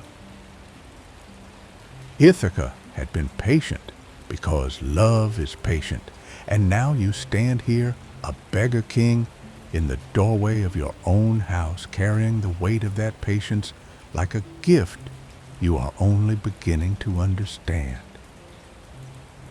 You turn away from the dung heap, and the day stretches ahead of you, filled with the small, ordinary sounds of the palace waking, and somewhere a cock crows again, and the smoke from the kitchen fires begins to rise. And I think perhaps this is what immortality truly looks like, not the endless calm of a goddess's cave, but this, the slow, painful, beautiful return to everything you left behind. You sit in the corner of the great hall, your back against the rough stone wall, and the suitors' laughter washes over you like waves against a forgotten shore. The floor is hard beneath your rags, each uneven stone pressing into your thighs and hips, but you have grown accustomed to this discomfort over the long months of wandering. The air is thick with the scent of roasted meat and spilled wine, mixed with the cloying perfume of the young men who slouch on couches and call for more food, and a goblet flies past your head, shattering against the wall behind you, while someone jeers at the beggar who did not even flinch. You keep your eyes lowered, watching the patterns of dust motes dancing in the slanting light from the high windows, and you wait with a patience that feels as old as the stones themselves. They do not know what you are seeing, I think. By now, you have learned to wait in a way that confuses even you sometimes. The sun climbs and falls, and the hall grows warmer, with the press of bodies, the stale air clinging to your skin like a second garment of forgotten memories. When a suitor kicks a stool toward you, laughing as you stumble to avoid it, your hands brush the cold floor, and you feel the grain of the wood beneath your fingers, each scratch telling a story of past feasts. This is your house, your hearth, your kingdom, and you endure because endurance has become your only way of remembering the man you used to be. There is a strange patience in humiliation. You find a slow burn that does not consume, but refines, like sea glass tumbled smooth by years of gentle tides. You think of the dog in the courtyard, how he waited without complaint, and you think of Penelope's silence behind her loom, and you become something still and watchful like the sea before a calm that never quite breaks. Night comes, and the hall empties, the suitors retreating to their chambers with drunken songs fading down the corridors like echoes of a forgotten age. A servant leads you to a quieter part of the palace, where the air cools and the oil lamps flicker in the slight draft from the open windows, casting shifting shadows on the walls. Penelope descends the stairs, her slender figure a pale column in the dimness, and when she sits near you, there is a scent of lavender and wool, the quiet industry of her years of waiting and weaving. You speak in murmurs, your voice disguised, but your heart laid bare, and she questions you about her lost husband, what he looked like, how he spoke, the shape of his hands as they held a sword or a lyre.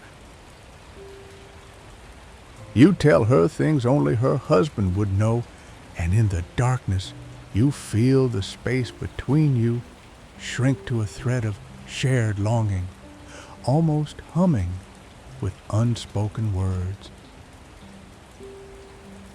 And then the old nurse Eurycleia brings water to wash your feet, and you want to refuse but cannot without breaking the disguise you have wrapped around yourself like a second skin. Her fingers, gnarled and gentle, move over your calf and stop at the pale puckered mark on your leg, a scar from a boar hunt in your youth, still faintly smelling of blood in your memory. When Eurycleia touches the scar, her hand hesitates should she reveal you, but your hand on her mouth is already the answer. There is a time for silence. The water basin clatters slightly as she gasps, and you feel her recognition like a sudden heat in the cool night air, a heat that passes just as quickly. Her eyes meet yours in the flickering lamplight, and the sharp edge of the scar under her touch seems to soften with relief, as if she has been waiting too through all these years. The next morning, Penelope announces the contest, and the great hall fills with the suitors' bravado and nervous laughter, their voices bouncing off the walls. 12 axe heads are set in a row, their iron edges catching the light from the high windows, and from behind a pillar you watch the dust settle on their smooth surfaces as if time itself is holding its breath. The bow is brought out, your bow from your hands, from the days when you could string it without thought and let fly an arrow that sang through the morning air with a note you still hear in dreams. It is a massive thing polished by years of oil and used the wood glowing like dark honey in the sunbeams. And when the suitors pass it around, their rough hands leave faint smudges on its surface that you know will fade. You have seen this bow before, in your hands, on your shoulder, through 10 years of war and 10 years of loss. It is not a weapon. It is an extension of your will, a part of your body you had almost forgotten during those long nights at sea. The suitors try one by one their brawny arms, straining against the string that refuses to yield to their clumsy effort. You hear the groan of the yew wood like a creature refusing to be tamed, and you smell the sweat on their temples, sharp and anxious as they grapple with the unbending bough under the hall's warm, stuffy air. Their faces redden, their fingers slip on the polished grip, and each failure is marked by a curse and a jeer from onlookers who do not understand the patience this bow demands. The bow remains unstrung, lying on the floor between attempts like a slumbering animal, as silent and stubborn as the sea-worn cliffs you once sailed past in a different life. You watch their frustration with a calm that surprises you, your own hands resting in your lap, fingers remembering the curve of that wood with every slow breath you take. The temperature in the hall seems to drop for them, their cold sweat a sheen on their foreheads. But for you, there is only the steady heat of focus, a quiet ember waiting, and you notice the faint smell of oil on the bowl rising to meet the dust of the axe handle. Finally, the contest falls to silence, and your voice, thin and reedy in your beggar's guise, asks to try, while the suitor's laughter rises like a flock of startled birds into the stale air. Their mockery is a wall of noise, but Penelope's raised hand stills them with a gentle authority, and the room grows quiet enough to hear the distant crash of waves on the shore. You move to the center of the hall, and the floor feels different, now softer, or perhaps you are just lighter, unburdened of your disguise in this moment that stretches out like a long, slow exhale. The bow is placed in your hands, and your fingers find the familiar smoothness of the wood, the oil scent rising to meet you like an old friend's greeting after decades apart. You lift it, and the suitor's laughter begins to die, each decibel a second of realization as you ease the string into its notch, with the effortless grace a musician might use to tune a lyre. The wood bends like a living thing, not resisting, but yielding, as if it remembers the warmth of your palm and knows you have finally come home.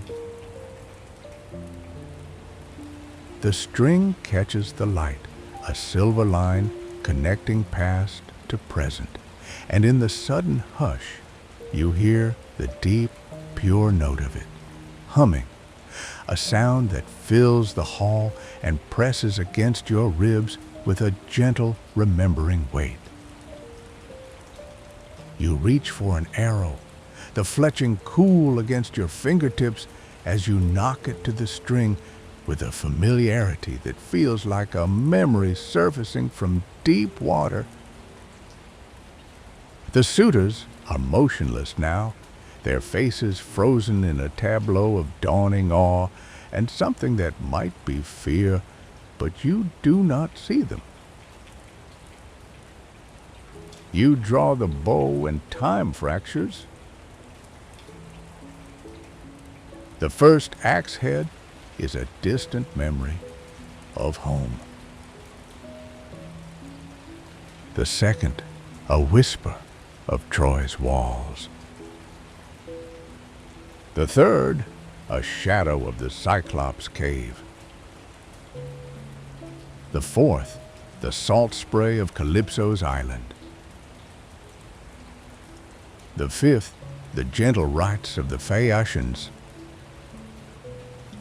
The sixth, the sorrow of lost men on the wine-dark sea. The seventh, the patience of your son growing up without you. The eighth, the loom of your wife weaving and unweaving in the lamplight. The ninth, the dust of Ithaca's roads under your bare feet. The 10th, the eyes of your dog in that final knowing glance. The 11th, the weight of 20 years lifting slightly. The 12th, the soft exhalation of homecoming after so much wandering. The arrow tears through them all a line of retribution that becomes a thread stitching time back together, and the sound it makes is not a violent crack, but a clean, sharp sigh. As if the world itself is releasing a held breath after centuries of waiting. The arrow shudders to a stop in the far wall, and you stand there, the bow still trembling in your hands, and the hall is quiet, with a silence so profound it seems to have no edge, no beginning or end to measure. Penelope is at the doorway, her slender figure framed by the light from the corridor, and she sees not a beggar, but a king. Not a stranger, but the man she has waited for through all the long nights of weaving and unweaving. The suitors do not move their faces pale with the cold realization of what this means, but you are not looking at them anymore because they are already fading into the background noise of your story. You are looking at the axe heads at the line of the arrow's path, and you feel an old pain, not of the body, but of the years, settling into its final shape like a stone dropped into still water. Perhaps, in the end, to return is to understand that you never truly left, you only carried Ithaca with you, a scar on your soul waiting to be recognized by a gentle hand in the dark. I think by now the first stars are beginning to appear outside your window, and the cool air of night is carrying the scent of the sea through the corridors. The bow rests on the floor and the arrow is still, but your heart is a quiet tide pulling you toward a bed where sleep waits like a patient friend who has been holding a lamp in the darkness. The suitor's fear will fade into dreams, but for them those dreams will not be gentle.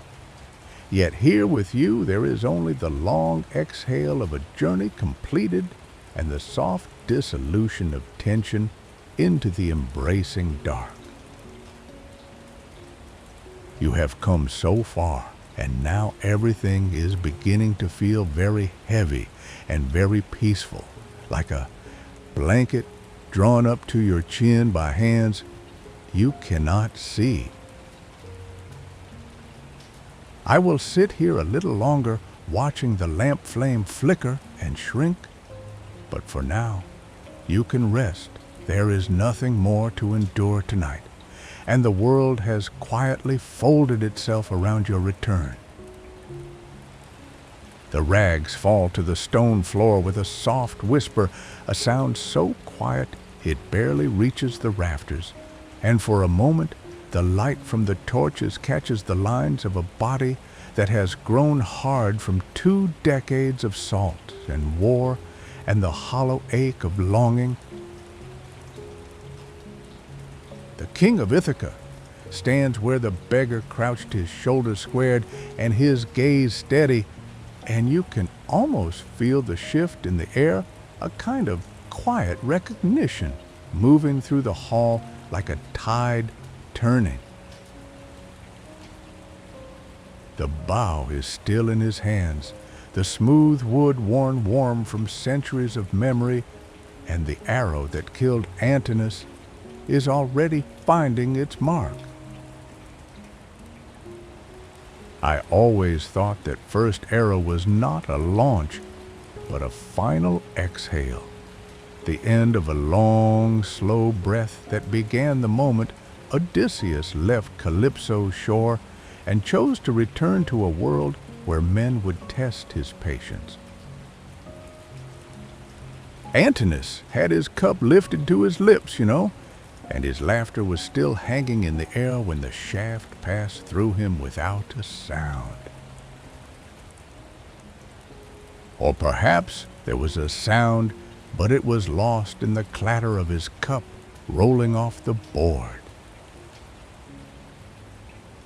A small thing spinning once before coming to rest against a platter of figs, and maybe that image is enough to hold on to if the darkness of the moment feels too near.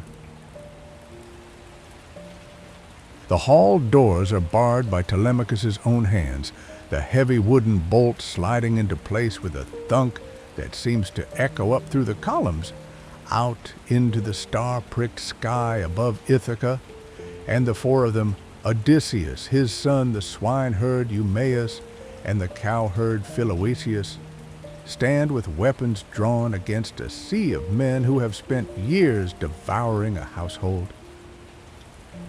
It is difficult to count exactly how many fall in those hours. 108 voices rising in a chorus of panic that gradually thins into a scattered plea, and then into a silence that the old stones have always known how to absorb. I think what stays in the old stories is not the number itself, only the image of shadows moving against torchlight, the glint of bronze, and a floor that grows dark with something the earth will eventually forget. The air smells of dust and sweat and burning oil, but from where you are watching, so high above that the figures below look like clay tokens arranged on a board, every cry is muted to a summer insect's drone. There is no forgiveness here, and perhaps that is the hardest truth to carry with you into the quiet of this night. The Bronze Age did not whisper of mercy the way later ages would, and Odysseus's justice is complete not because he is cruel, but because the world he navigates does not offer a gentler path. It is a different time, a different morality, as clean and sharp as the edge of a blade, but it is honest in a way that requires no apology. The treacherous maids are led away, their shadows stretching long and thin across the courtyard, and I will not describe the rope, except to say it creaked under the weight of what was owed, a sound that even the olive trees nearby might have heard, but chose not to remember. The aftermath is grim, but distant, now seen through a fog of years, and the smell of iron and sweat and burning torches fades into something more akin to a dream the sea might have carried in on its foam, a delicate, almost sweet brine that no longer alarms. And then there is Penelope, who has already endured the longest war of all, the one fought inside a mind that must wake each morning and choose to believe. She comes down the stairs not as a queen seeking proof, but as a woman whose heart has been bruised by too many hopes, and she asks for the marriage bed to be moved outside the chamber. A simple request, just a sentence spoken into the smoky air, but the moment expands and expands until it holds the entire weight of 2 decades of nights lying awake, listening to the sea of hands weaving and unweaving of a child grown into a man without his father's shadow. The air in the bedchamber is cool and clean-scented faintly with dried herbs and the earthy perfume of the olive trunk that forms one of the bedposts, and you could almost imagine the way the stone floor feels under bare feet, smooth and unyielding, but somehow welcoming, a familiar coolness that speaks of rest. When Odysseus answers, his voice is not a roar of anger, but a dam breaking a truth held under pressure for so long that it rushes out all at once. The bed cannot be moved, you see, because it was carved from the living root of an olive tree, still anchored in the earth, a secret only the two of them knew. The branches of that tree still stretch upward through the chamber's ceiling, their silver-green leaves brushing the night sky, and the roots reach down into the bedrock of Ithaca itself. As if the marriage was never a piece of furniture, but a living thing that grew and held fast through every storm. I have always thought that the olive tree understood something that warriors and gods often forget. Roots are not a prison, but a promise, a gentle insistence that some things are worth staying for, a quiet, steady hum in the dark. Penelope's hands, which have been so careful for so long, reach out and touch his face the way the sea touches the shore after a long voyage, lightly at first, then with a relief that does not need words. You might sense the warmth of that reunion, the way two people who have weathered a hurricane can finally stand together in the eye of it and feel the wind die down to a whisper. The scent of her hair after so many years is a mixture of myrrh and the faint salt of dried tears. And maybe that is the first thing he recognizes more than any scar or story. The bedchamber becomes a harbor, not a destination, but a return to something that had always been there beneath the waves waiting. Outside, the olive leaves rustle faintly in a breeze that has traveled all the way from Troy and beyond, and the stars rearrange themselves into patterns that no longer feel foreign. You are not in that room, but perhaps you can feel the steady pulse of that rooted tree, the way it hums a low, quiet song that says, "You are here, now you have made it. The storm is over." The silence after the last suitor fell is not an absence, but a presence, a deep, ribbed stillness that fills the hall and then slowly spills out into the night, and in that space between retribution and peace, time seems to dissolve like mist over the harbor at dawn. I will sit here with you a little longer, watching the last embers in the hearth dim to a soft orange glow. And if your eyes are growing heavy, that is exactly where you are meant to be. Morning came softly to Ithaca, not with trumpets or the clash of celebration, but with the quiet hum of a world that has finally set down its burden. The olive trees on the hillside stirred in a breeze that carried the faint salt of the departed sea and the greener scent of vine leaves, and somewhere a single bird began its hesitant song, as if testing whether peace had truly returned. The great hall below had been swept clean, the blood washed away by patient hands, and Penelope slept still in the bed chamber, with its living root, her breathing deep, with a relief that had taken 20 years to earn.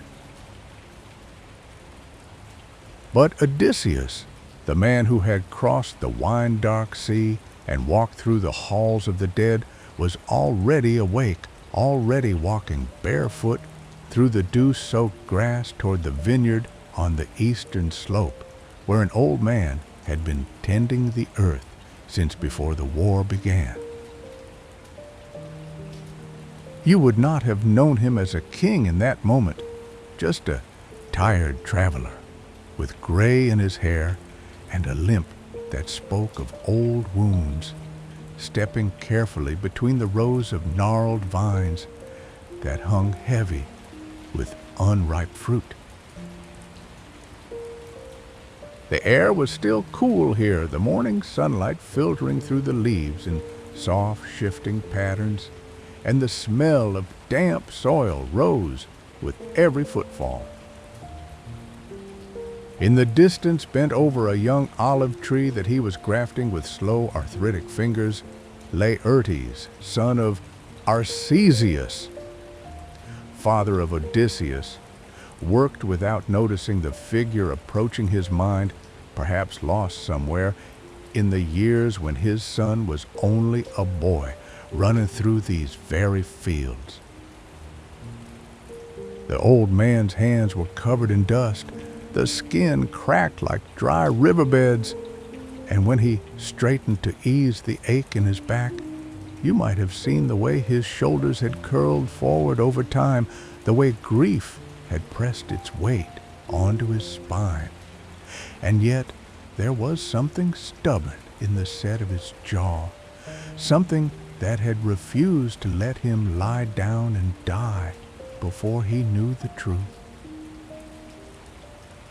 Odysseus stopped a few paces away.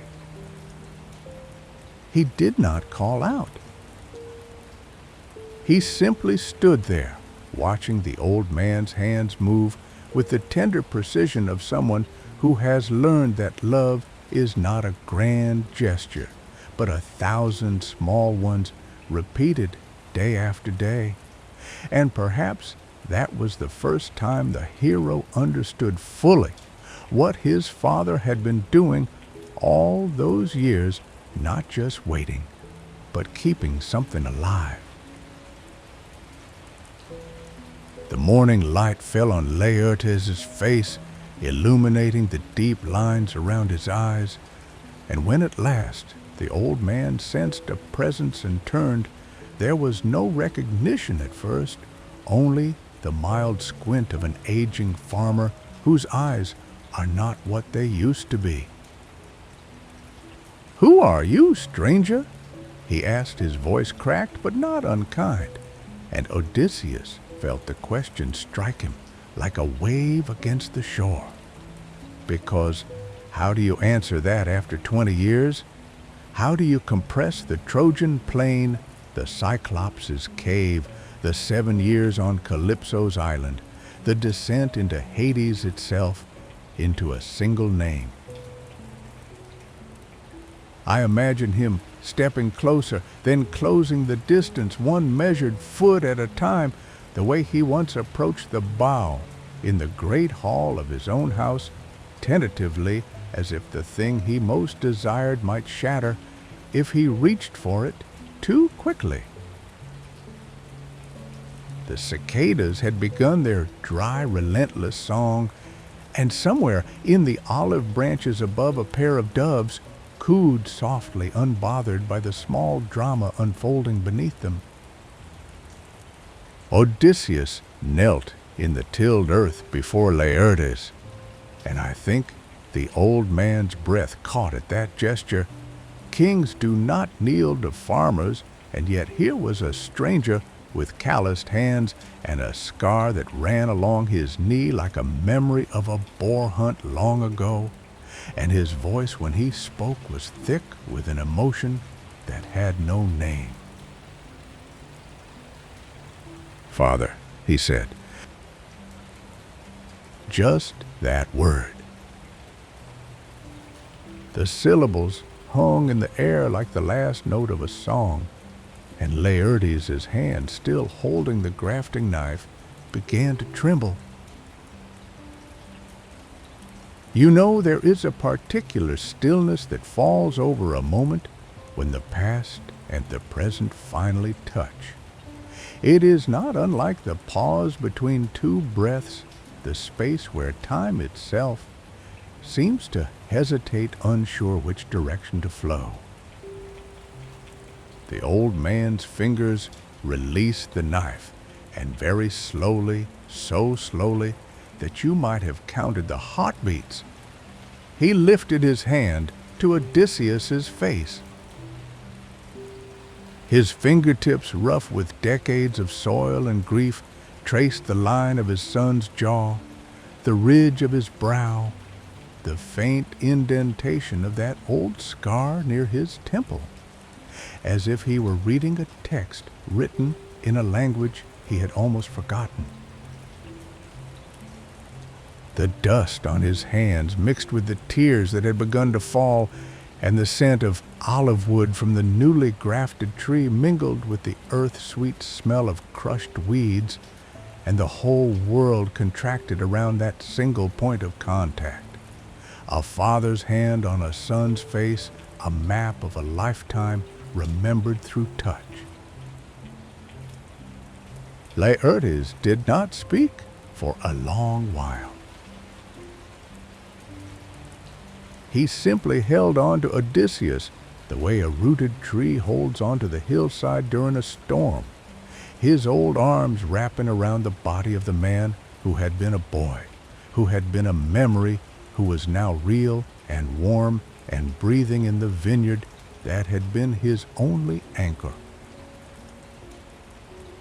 The olive tree they stood beneath had been planted when Odysseus was a child, and its branches spread above them now like a protective canopy, the silver-green leaves whispering secrets to the wind. You might have heard, in that rustle, the echoes of Athena's voice, for she was never far from this family, her owl eyes watching from the shadows of the grove.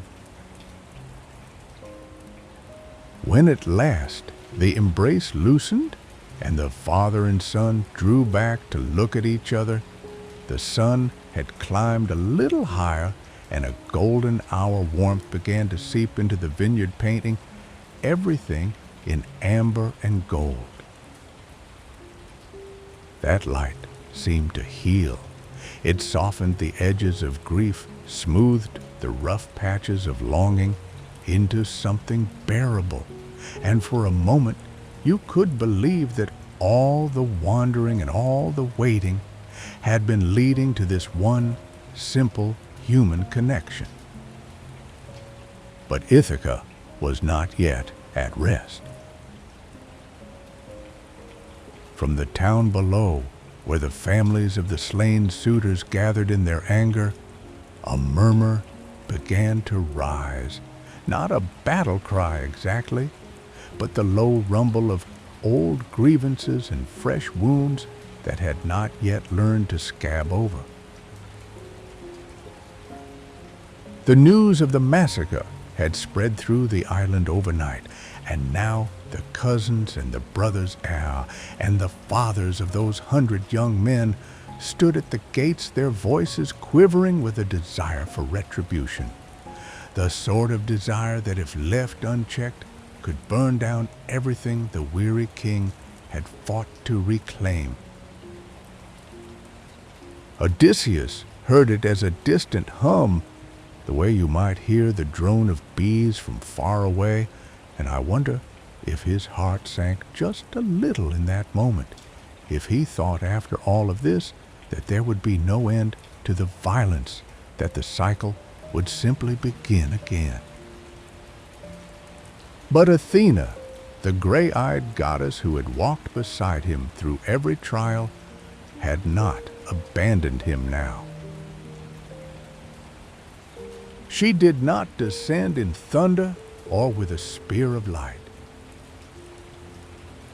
Instead, She came as a quiet presence that settled over the island like a cool evening fog. First, a single owl spiraling high above the vineyards, its wings silent and its eyes holding the wisdom of ages, and then a voice that seemed to come from everywhere and nowhere, a voice that spoke not of judgment, but of peace. You might not have heard the exact words, they were meant for the hearts of men, not their ears. But you would have felt the shift in the air, the way the tension began to drain from the shoulders of the angry, the way the clenched fists uncurled like petals opening to the moon. The weapons that had been lifted were lowered, the shouting faded into murmurs, and then into a quiet so deep that it seemed the very island was holding its breath. From where he stood in the vineyard, still clinging to his father's shoulders, Odysseus saw the owl circle once, twice, 3 times, and then vanish into the blazing heart of the sun. The moment stretched out like a long exhale, the flames of revenge cooling into ash, the world exhaling a breath it had been holding for decades, and Laertes, looking up at the sky, whispered a prayer of thanks to a goddess he could not see, but whose presence he had always felt in the rustle of the leaves. The peace that settled over Ithaca then was not a fragile, temporary thing. It was deep and abiding, the kind of peace that comes only when the story has truly ended, when the hero has finally come home, and the gods themselves have agreed that enough is enough. And now the story begins to fade, not with a grand conclusion, but with the slow, gentle recession of the tide. The loom that Penelope worked for so many years stands still at last, its threads no longer pulled tight by anxiety, but draped loosely, softly, like a finished tapestry, waiting to be admired. The bed, with its living olive root, stands still unmoved like Ithaca itself, patient-rooted, waiting for the weary to come home. That bed, you see, was never just a piece of furniture. It was the axis around which the whole epic turned, the secret heartbeat that reminded everyone that belonging is not a place but a relationship, a covenant with the earth and with each other. I have always believed that the Odyssey is not about the monsters or the gods, not about the Cyclops or the Sirens or the wrath of Poseidon. It is about a man who chose to grow old, to suffer, to die, because that is what it means to be human and to love. Every time he refused immortality, every time he turned away from divine comfort, he was not rejecting glory.